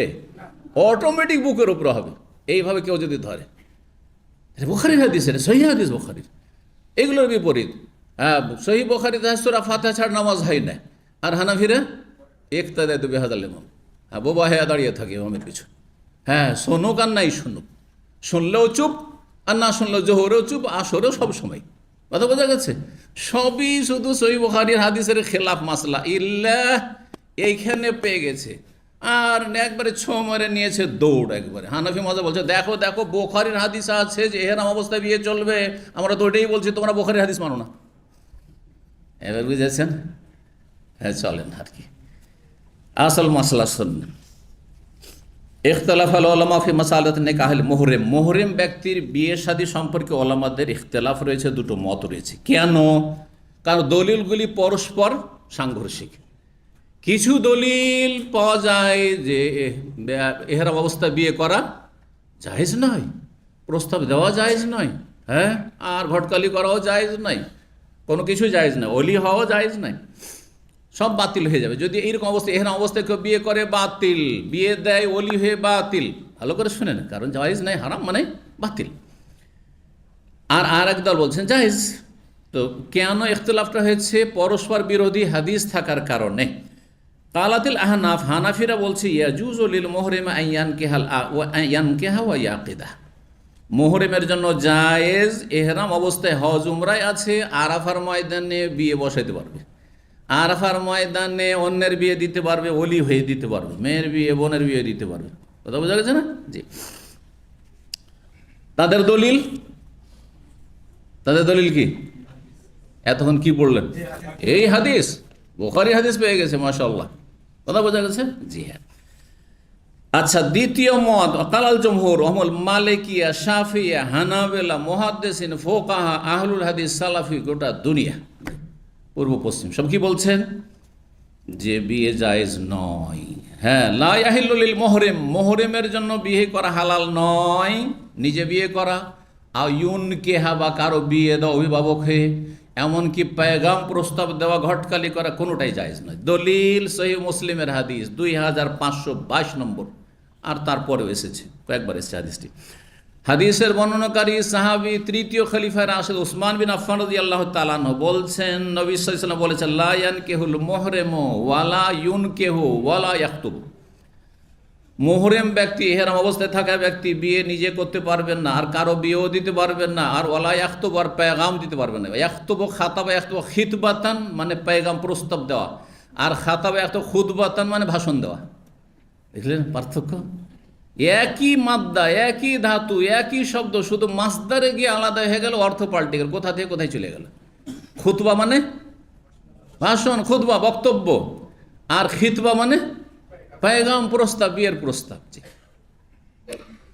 এই ছিল হাদিস। এই হাদিস স্পষ্ট। আচ্ছা, এটি নবীর বাচনিক হাদিস না আমল? বাচনিক হাদিস। নবী বলেছেন যে কোন মুহরিম ব্যক্তি বিয়ে করতে পারবে না, বিয়ে দিতেও পারবেন না, আর প্রস্তাবও দিতে পারবেন না। আর ইবনে আব্বাসের হাদিসটি হচ্ছে আমল। এবার বুঝেছেন? যদি তারজিতেও যান আর সাংঘর্ষিক হয়, সমন্বয় যদি না, সমন্বয় আছে, কিন্তু এটি একটি জবাব বুখারীর হাদিসের, যে বুখারীর হাদিস যদি সহিও ধরে নেন যে এই হাদিসটি সহি, এখানে ইবনে আব্বাসের ভ্রম হয়নি, ভুল হয়নি, তিনি নির্ভুল, যদিও নির্ভুল না তিনি, বরং তার ভুল হয়েছে, এটি হচ্ছে সঠিক উত্তর। কিন্তু তারপরে ধরেও যদি নেন যে বুখারীর হাদিস আপন জায়গায় ঠিক, যে নবী সাল্লাল্লাহু আলাইহি ওয়াসাল্লাম ইহরাম অবস্থায় থাকাকালীন বিয়ে করেছেন, এটি তার কর্ম, আমল। নবীর আমলের ক্ষেত্রে সম্ভাবনা আছে যে এটি তার জন্য খাস, যেমন 5টি 6টি বিয়ে করা কারোর জন্য জায়েজ? হারাম, কাবিরা গুনাহ, বড় মুরতাদ হয়ে যাবে। কেউ যদি মনে করে হালাল, নবী করেছেন আমি করলাম তো কি হলো, মুরতাদ, মুসলমানই না সে। বোঝা গেছে? খালিসাতান লাকা মিন দুনিল মুমিনিন, তোমার জন্য খাস, জি, নবীর জন্য খাস। বেশ কিছু মাসাইলে খাস, তার মধ্যে এটাও। জি, বিনা মোহরে কোনো মহিলা এসে নিজেকে হেবা করে দিল, এটি নবী সাল্লাল্লাহু আলাইহি ওয়াসাল্লামের জন্য খাস। কিন্তু আমার জন্য আপনার জন্য জায়েজ নয় যে মোহর দেবেন না আর আমাকে উৎসর্গ করে দিল আর হালাল হয়ে গেল, না, মোটেই না।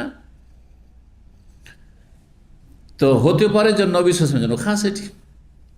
আর নবী সাল্লাল্লাহু আলাইহি ওয়াসাল্লামের উক্তি যেটি, সেটি কার জন্য? হ্যাঁ, আপনারা এইরকমটা করবেন, এটা কার জন্য? আমার জন্য, আপনাদের জন্য? যদি আমি আপনাদের মতোই, কিন্তু কথা হচ্ছে আসল হচ্ছে যে আপনাদেরকে বলছি আপনারা যেটা বলছি সেটা করেন, ঠিক না? তো নবী সাল্লাল্লাহু আলাইহি ওয়াসাল্লাম বলছেন যে বিয়ে করতে পারবে না, বিয়ে দিতেও পারবেন না আর পয়গামও দিতে পারবে না, এটা উম্মতের জন্য। তো এই ছিল হাদিস। হাদিস সহিহ না জয়ীফ? সহিহ মুসলিমের হাদিস। জি, এই হাদিস ছাড়াও আরও শোনেন সহিহ বুখারীর হাদিস সম্পর্কে ইবনুল মুসাইয়িব রাহিমাহুল্লাহ থেকে, সাইদুল মুসাইয়িব তাবেঈনদের মধ্যে সবচাইতে তিনি প্রবীণ তাবেঈ, সাইয়্যিদুত তাবেঈন, সমস্ত তাবেঈনদের শিরোমণি তিনি, মধ্যমণি। তিনি বলছেন, সাইদ ইবনে মুসাইয়িব, যাকে সাইয়্যিদুত তাবেঈন বলা হয়, যে আব্দুল্লাহ বিন আব্বাসের এখানে ভ্রম, ওহাম হয়ে গেছে, ভুল হয়ে গেছে। ইমাম বুখারী অন্য জায়গায় কথাটি নকল করেছেন। কারণ আব্দুল্লাহ বিন আব্বাস রাদিয়াল্লাহু তাআলা আনহুর বয়স তখন কম ছিল, 10-12 বছর বয়স। এই বয়সে বিয়ে শাদীর বিষয়টি কখন হইল না হইল বুঝা বাইরে থেকে অনেক সময় হয়তো ভুল হইতে পারে, আর তাই ভুল হয়েছে। বিয়ে হয়েছিল হালাল অবস্থায়, কিন্তু তিনি জানতে পেরেছেন যখন এহরামে আছেন রাসূলুল্লাহ সাল্লাল্লাহু আলাইহি ওয়াসাল্লাম, তখন বয়ান করে দিয়েছেন যে রাসূলুল্লাহ বিয়ে করেছেন আমার খালা মাইমুনাকে এহরাম অবস্থায়। এখন বিয়েটা কোথায় হয়েছিল? বিয়ে একদল বলছেন যে হয়তো মদিনায় হয়ে গেছে। ঘটনা ছিল উমরাতুল কাজার, 7ম হিজরির ঘটনা। বিস্তারিত একটু বলি, 7ম হিজরির ঘটনা ছিল। উমরাতুল কাজা যাচ্ছেন, নবী সাল্লাল্লাহু আলাইহি ওয়াসাল্লাম মদিনাতে বিয়ে করেছেন, কিন্তু বিয়েটা হয়েছে অল্প কিছু লোক জানে, সবাই জানে না। হ্যাঁ, সাক্ষী থাকলে, 2জন সাক্ষী থাকলে হ্যাঁ বিয়েটা হয়েছে। আর তারপর বিয়েটা সম্পর্কে মদিনার অত লোকেরা জানে না। আর তারপরে গিয়েছেন যখন মক্কার কাছাকাছি তারিফ নামক স্থানে, তখন জানাজানি হয়েছে। ওই সময় ইবনে আব্বাস ভেবেছেন যে আমার খালার মনে হয় এখনই বিয়ে হইল, কিন্তু বিয়ে অলরেডি হালাল অবস্থায় মিকাত থেকে জুলহল ইহরাম বাঁধার আগে হয়ে গেছে। এবার বুঝতে পেরেছেন? জি। আবার কেউ কেউ বলেছেন যে না, বিয়েটা ওমরা শেষ, উমরাতুল কাজা শেষ করার পরে 3 দিন যে অবস্থান করলেন মক্কায়, আর সেখান থেকে এসে তারিফ নামক স্থানে বিয়ে হয়েছে, তখনও হালাল। রিটার্ন সময় তখন হালাল, কিন্তু যাওয়ার সময় যদি তারিফ নামক স্থানে বিয়ে হয়ে থাকে তাহলে এহরাম অবস্থায় হয়েছে, কিন্তু সেটা নিশ্চিত না। হয় আগেই বিয়ে হয়ে গেছিল এহরাম বাঁধার আগে মদিনাতে, আর না হলে উমরা করে ফিরে এসে তারিফ নামক স্থানে বিয়ে হয়েছে, আর সেখানেই তারা মিলিত হয়েছেন, মানে বাসর হয়েছে।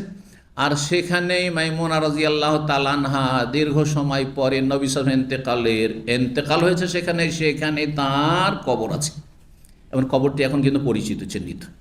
হ্যাঁ, একটি প্রাচীর দিয়ে আড় করা আছে, কিছু লেখা নেই, কিন্তু আমরা চিনি। আমি যখনই যাই ওখানে একটু গাড়ি স্লো, যদি গাড়িতে কারে থাকি, গাড়িটা স্লো করে তারপরে তখন ওখানে সালাম পড়ি আমি। একবার রোডের পাশে আছে, রোডের পাশে নাওয়ারিয়া মহল্লা। আপনার মদিনার দিক থেকে গিয়ে মক্কার যে প্রথম আপনার যে মহল্লাটি পড়বে সেই এলাকা, সেই জায়গার নাম তখনকার যে 1400 বছর আগে সারেফ ছিল, এখন নাওয়ারিয়া মহল্লা। তো যাই হোক, এতটুকু হইল। আর শুনবেন সহিহ বুখারীর এই হাদিসে ইবনে আব্বাস যে বলছেন এহরাম অবস্থায় বিয়ে করেছেন নবী সাল্লাল্লাহু আলাইহি ওয়াসাল্লাম, এই কথাটি যে ঠিক নয়। এর আরও 2টি দলিল। একটি দলিল যে মাইমুনা রাদিয়াল্লাহু তাআলা আনহা নিজেই নিজের বিয়ের কথা বর্ণনা করছেন যে আমাকে নবী সাল্লাল্লাহু আলাইহি ওয়াসাল্লাম বিয়ে করেছেন হালাল অবস্থায়। আচ্ছা, চিন্তা করুন, ইবনে আব্বাস বেশি জানবেন না মাইমুনার বিয়ে হচ্ছে মাইমুনা বেশি জানবেন? বেশি জানবেন। তাহলে কোনটাকে শক্তিশালী মনে করবে? সহিহ মুসলিমের হাদিস ওটা।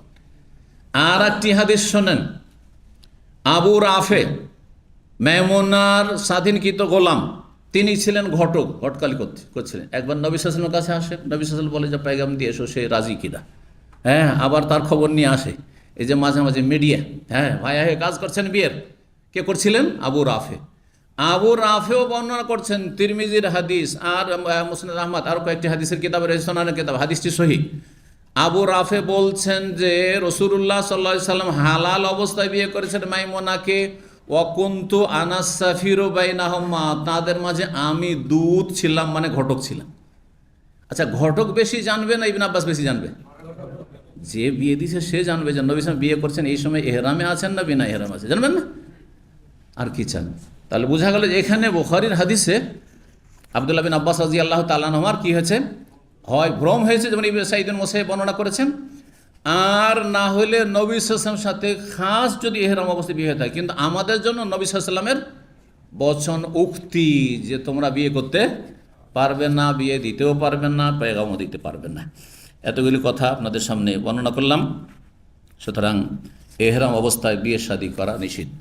জি, তারপরে 13 নম্বর অধ্যায় বলছেন বাব মায়ুনহা মিনাত তিবে লিল মুহরিমি ওয়াল মুহরিমা। এই অধ্যায় হচ্ছে এহরামকারী পুরুষ এবং এহরামকারী নারীকে নিষেধ করা হয়েছে সুগন্ধি ব্যবহার করতে। এহরাম অবস্থায় আতর সুগন্ধি ব্যবহার করা জায়েজ নয়। আয়েশা রাদিয়াল্লাহু তাআলা আনহা বলে লা তালবাসুল মুহরিমাতু সাওবান বিওয়ারসিন আও জাফরান, কোন এহরামকারী মহিলা এমন কাপড় যেন পরিধান না করে যেটা ওয়ার্স নামক ঘাস দিয়ে, যেটা সুগন্ধিময় রঞ্জিত করা হয়েছে, বা জাফরান রঞ্জিত আর জাফরানে সুগন্ধি আছে এমন। তাহলে জাফরান যখন চলবে না, ওয়ার্স নামক ঘাসে সেই যুগে রঙালে সে একটা সেন্ট হয়ে যেত, সেটা চলবে না। তাহলে কেউ যদি আতর সুগন্ধি ব্যবহার করে এহরাম অবস্থায়, সেটি না যায়।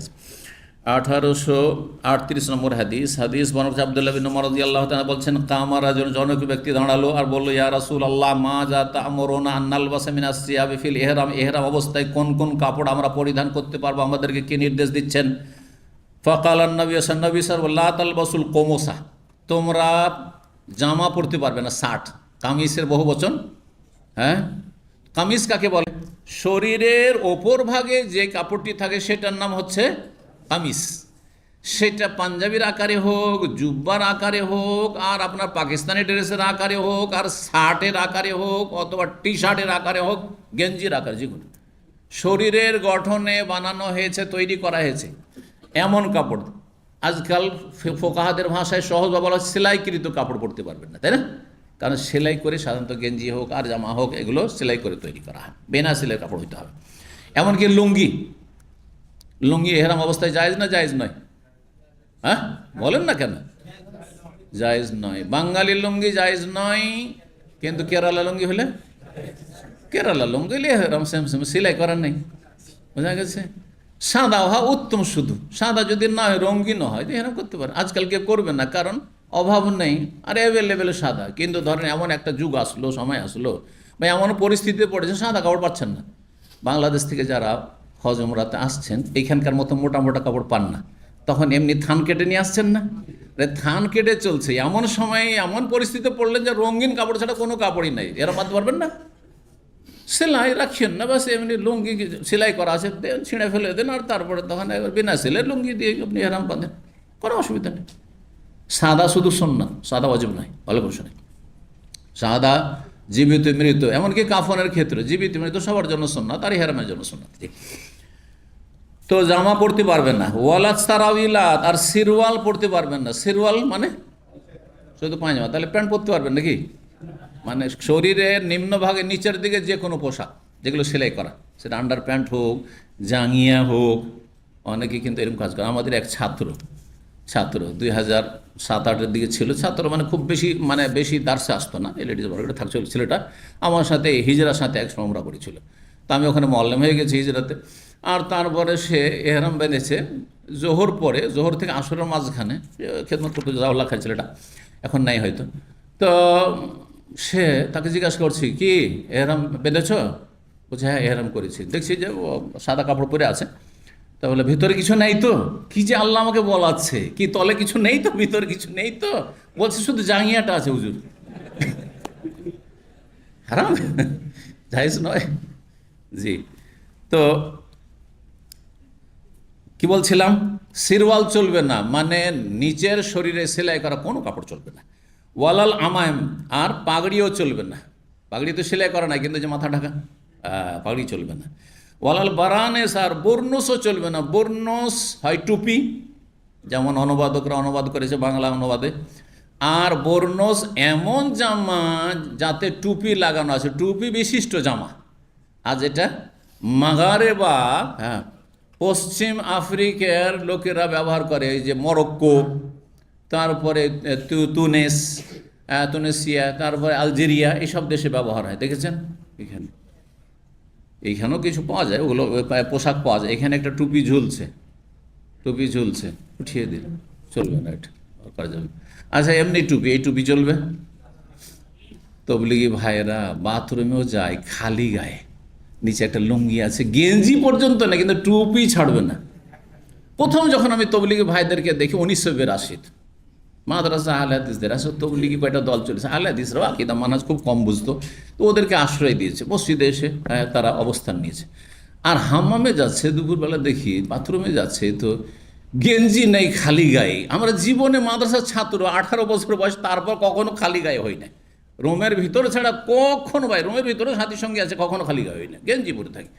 আর এরা দেখছি গেঞ্জি টেঞ্জি নেই, শুধু লুঙ্গি পরে আছে, কিন্তু টুপি। আবার হাম্মামে ঢুকছে তখন স্পেশাল টুপিটা দিয়ে, আবার কথা বলছেন না, টুপি ছাড়ছে না। তো জিজ্ঞাসা করলাম যে কী ব্যাপার, এই টুপি, বাথরুমেও টুপি? বলছে বাথরুমেও টুপি না দিলে ও শয়তান নাকি কী করে দিবে। এটা আপনারাই বলতে পারেন, যারা তবলিগ ঘরানা থেকে তারাই বলতে পারবো, ওদের কিচ্ছা কাহিনী ধর্ম, কিন্তু মন গড়া ধর্ম। বাথরুমে টুপি থাকতে হবে, না হলে শয়তান কিন্তু আর কি করবে ওটা মনে নেই আমার, কিন্তু হ্যাঁ কি করবে, হ্যাঁ মাথায় পেশা করে দিবে। সুবহানাল্লাহ। এটা ওই রকমই হইল যেমন বিনা উযুতে আব্দুল কাদের জিলানী বড় পীরের নাম নিলে পশম পড়বে, তাও কয়টা? আড়াইটা পড়বে, 3টাও পড়বে না, 2টাও পড়বে না। ওই রকমই ধর্ম এই তবলিগি চিল্লাওয়ালা ভাইদের ধর্ম। আল্লাহ হেদায়েত দান করুক, আল্লাহ হেদায়েত দান করুক। গাটা খুলতে বেশি লজ্জা লাগে না মাথা খুলতে বেশি লজ্জা লাগে? একটা যদি হ্যাঁ মানে সুস্থ প্রকৃতির মানুষকে জিজ্ঞাসা করেন যে গা খুলতে বেশি লজ্জা না মাথা খুলতে বেশি লজ্জা, কি বলবেন? তাহলে আপনি গেঞ্জি কেন নেই, আর টুপি দিবেন দেন, ওর উপর আমার আপত্তি নেই, কিন্তু টুপি দিলে আগে গা ঢাকেন, তারপর টুপি দেন। কথা বোঝা গেছে না? আল্লাহ হেদায়েত দান করুন। জি, অজ্ঞতা।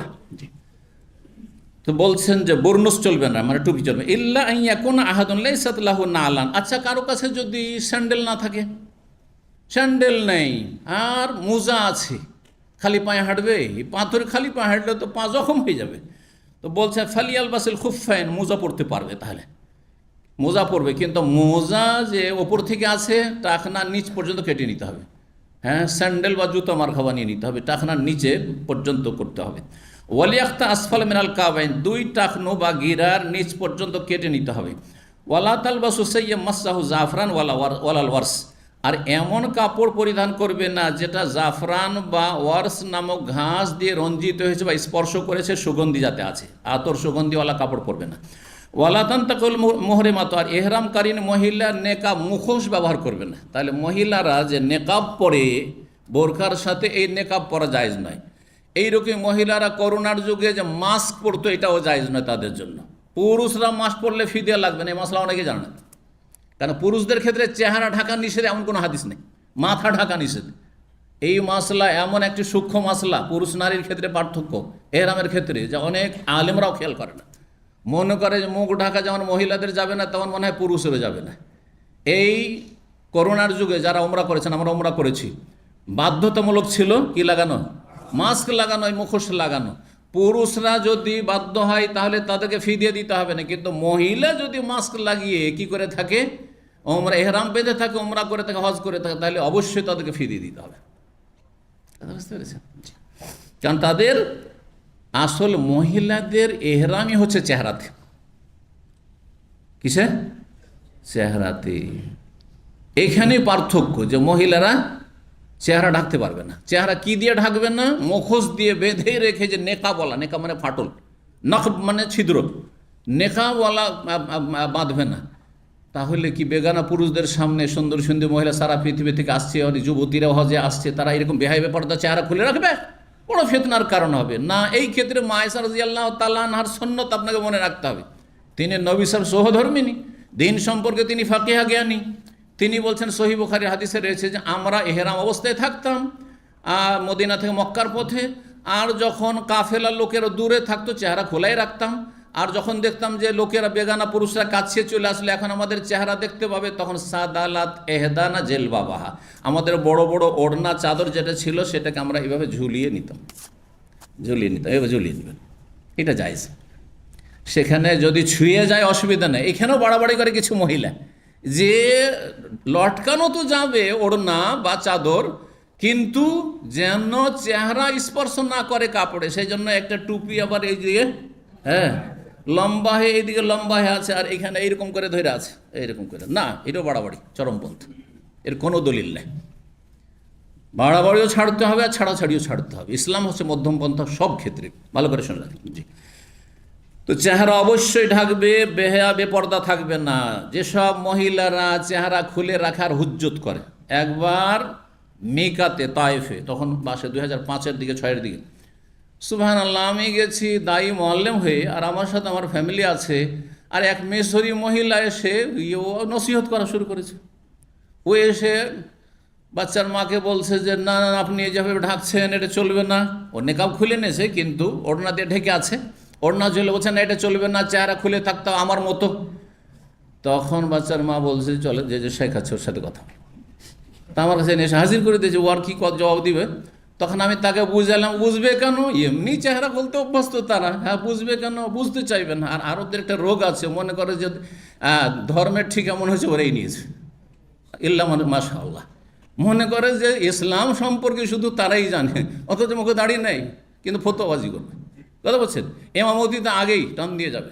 একবার আব্দুল ওয়াহিদ মসজিদে একজন ইন্ডিয়ান, এই বড় দাঁড়িয়েওয়ালা, আমাদের মুবাশশির ভাই, এখন মদিনায় আছেন, ফ্যামিলি নিয়ে, আমার প্রতিবেশী ছিলেন। মাগরিবের সালাত প্রথম হয়ে গেছে, আর প্রথম জামাতের নামাজ পড়ে বেরোচ্ছি, আর ওদের দৃশ্যটা দেখছি। এক মিশরির দাঁড়িয়ে নেই, মোসনে, ও সামনে হুট করে এগিয়ে যাচ্ছে এমামতি করার জন্য। আমরা হলে তো চক্ষু লজ্জায় ছেড়ে দিতাম, কারণ আমরা একটু ঠান্ডা মানুষ এই সব ক্ষেত্রে, ওই সব বাড়াবাড়ি করতে চাই না। যা ফাসেকের এমামতি জায়েজ আছে, ফাসেক পড়াচ্ছে পড়াক। কিন্তু তাকে চোখে দেখছি, নিজের চোখে দেখছি, কিন্তু যেমনই ওই মাসরি আগে সামনে বেড়েছে, তার হাতটা ধরে টেনে পিছনে হটিয়ে দিয়েছে। আর হটিয়ে দিয়ে ওই যে দাঁড়িয়েওয়ালা আমাদের ইন্ডিয়ান বোম্বাইয়ের ভাই, সালাফি ভাই, সামনে গিয়ে এগিয়ে এমামতি করতে শুরু করলো। হ্যাঁ, বললো ভালোই সাহস, মাশাআল্লাহ, ভালোই সাহস। আর মেসরির এমামতির শখটাও ভালো। যেমন হ্যাঁ, মেসরির এমামতির শখটা ভালো, তেমনি আমাদের সেই ইন্ডিয়ান ভাই সালাফি ভাইয়ের সাহসটাও ভালো। ঠিক আছে, তো ভালোই বেজ্জতটা হইল সেই মেসরি। আল্লাহ হেদায়েত দান করুন। এদের কাছে দাড়ির কোনো গুরুত্ব নেই। হাদাহামুল্লাহ। কথা লম্বা হয়ে যাচ্ছে, আমরা এই অধ্যায়টা শেষ করি। তো কি বলছিলাম হাদিসে, যে মোহরেম মহিলা, ইহরাম অবস্থায় থাকা মহিলা কি করতে পারবে না, নেকাব মুখোশ ব্যবহার করতে পারবে না। ওয়ালা তালবাসুল কুফফাজাইন, হাত মোজা ব্যবহার করতে পারবে না। হাত মোজা কেউ পুরুষও ব্যবহার করে, মহিলা ব্যবহার করে। পুরুষ যেখানে পায়ের মোজা ব্যবহার করতে পারছে না, কিন্তু মহিলারা পায়ের মোজা ব্যবহার করতে পারবে। যেখানে অনেকে মশলা জানেন না, বিব্রত, পারবে, কোনো অসুবিধা নেই।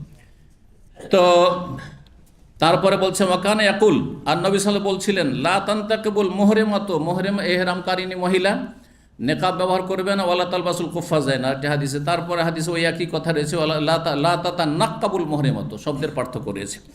1839 নম্বর হাদিস, বর্ণনা করেছেন ইবনে আব্বাস রাদিয়াল্লাহু তাআলা আনহুমা, বলেছেন ওয়াকাসাত বিরাজুলিন মুহরিমিন নাকাতুহু, একজন এহরামকারী ব্যক্তিকে তার উষ্ট্রি আছাড় দিয়ে তার ঘাড় ভেঙে দিয়েছিল, আছাড় দিয়ে ফেলে, পিঠ থেকে ফেলে দিয়ে। আর তারপরে উটের একটি বদ অভ্যাস হচ্ছে, যদি উটের পিঠে কেউ পড়ে যায় তো সোজা পাটা রাখবে কোথায়, ঘাড়ের ওপর রাখবে, আর হাড্ডিটাকে, মেরুদণ্ডের হাড়টাকে মড়মড় করে ভেঙে দেবে, সাথে সাথে মেরে দেবে। বাঁচার কোনো উপায় নেই। যেন উট এমন পশু, যেই পশু যেমন আল্লাহ রাব্বুল আমাদের বশে করে দিয়েছেন, এত শক্তিশালী পশু, কিন্তু যদি বেকায়দায় পড়ে যান তো বিপদ টেনে নিয়ে আসবেন। হ্যাঁ, প্রাণ নাশের ঝুঁকি আছে। আর খুবই বিদ্বেষী পশু, উটকে বলা হয় বিদ্বেষী পশু। কেন বিদ্বেষী পশু বলা হয়? যদি 15 বছর 20 বছর আগে কোনো দিন মেরে থাকেন সেই উটকে, আপনাকে চিনে রাখবে, ফেলে অবস্থা খারাপ করে দেবে, আপনাকে তাড়া করবে আপনাকে। মেলা কিস্সা রয়েছে, এসব কিস্সা আমাদের আরও সাথী সঙ্গী শেখ মাশায়েখরা শোনায়। জি, তো এ কী করেছিল, আরাফার ময়দানে ছিল ঘটনাটা, কিন্তু ফাকাতালাহু, তাকে হত্যা করে ফেললো। সেই উটে কি করলো, হত্যা করে ফেললো। উতিয়া বিহি রাসূলুল্লাহ, রাসূলুল্লাহর কাছে নিয়ে আসা হলো তার মৃতদেহ। ফাকালা, বললেন, ইহরাম অবস্থায় আছে আরাফার ময়দানে, আরাফার দিন, বলছেন নবী সাল্লাল্লাহু আলাইহি ওয়াসাল্লাম, ইগসিলুহু, তাকে গোসল দেওয়া। ওয়াকাফেনো কাফনও দাও, ওয়ালা তোগাত্তুর রাস, তার মাথা ঢাকিও না, কারণ সে এহরাম অবস্থায় আছে। এহরাম অবস্থায় তাহলে পুরুষদের মাথা ঢাকা যাবে না, কিন্তু চেহারা বলেননি, দেখলেন এই কথা বলেন যে চেহারাও ঢাকিও না, তাহলে বোঝা গেল যে পুরুষরা এহরাম অবস্থায় যদি চেহারা ঢেকে নেয় কোনো দোষের কথা নেই, প্রয়োজন। হ্যাঁ, চেহারা ঢেকে নেই, ধরেন খুব ধুলো উঠছে, হ্যাঁ খুব ধুলো উঠছে, চেহারা ঢেকে আছে, কোনো অসুবিধা নেই। কিন্তু মহিলাদের মুখ চাইজ নেই, কারণ মহিলাদের এহরামই হচ্ছে চেহারায়। মাথা ঢাকবে না, ওয়ালা তুকাররিবুহু তিবান, এবং সুগন্ধি তার কাছেও নিয়ে যাবে না, ধারে কাছেও নেবেন না, মানে সুগন্ধি ব্যবহার করতে পারবেন না মৃত জীবিত এহরাম অবস্থায়। ফাইন্নাহু ইউবআসু ইউহিল্লু, কারণ তাকে হাসরের মাঠে উঠানো হবে তালবিয়া পাঠরত অবস্থায়, লব্বাইক আল্লাহুম্মা লব্বাইক করবে আর হাসরের মাঠে হাজির হবে। তাহলে এহরাম নিয়ে যখন হাজির হবে, তো এহরাম অবস্থায় এহরামের নিষিদ্ধ কাজগুলি এর ক্ষেত্রে প্রযোজ্য। জি, এখানে আজকের আলোচনা শেষ করি। আল্লাহ রাব্বুল আলামিনের কাছে দোয়া করি, আল্লাহ আমাদের গুনাহ খাতা মাফ করুন, নেক আমলের তৌফিক দান করুন এবং উপকারী জ্ঞান দান করুন। আল্লাহ রাব্বুল সমস্ত গুনাহ থেকে বেঁচে থাকার তৌফিক দান করুন। যেসব ভাইরা হজ করতে পেরেছেন আল্লাহ কবুল করুন। যারা হজের জন্য এবার ইচ্ছা রেখেছেন, সংকল্প রেখেছেন, তৌফিক দান করুন, সহজ করুন। যেসব হাজিরা এসেছেন আল্লাহ সহি সালামতে নিয়ে যান এবং সহি সালামতে ফিরিয়ে নিয়ে যান, আর সহি সালামতে হজগুলি সম্পাদন করার তৌফিক দান করুন। আর যারা হজে আসবেন এখনও, তাদেরও আল্লাহ সহি সালামতে নিয়ে আসুন। যারা অভাবী হজ করতে পারছেন আল্লাহ তাদেরকে হজ আদায় করার তৌফিক দান করুন। ওয়া সাল্লাল্লাহু সাল্লাম নবিয়ানা মুহাম্মদ ওয়া আলা আলিহি ওয়া সাহবিহি আজমাইন।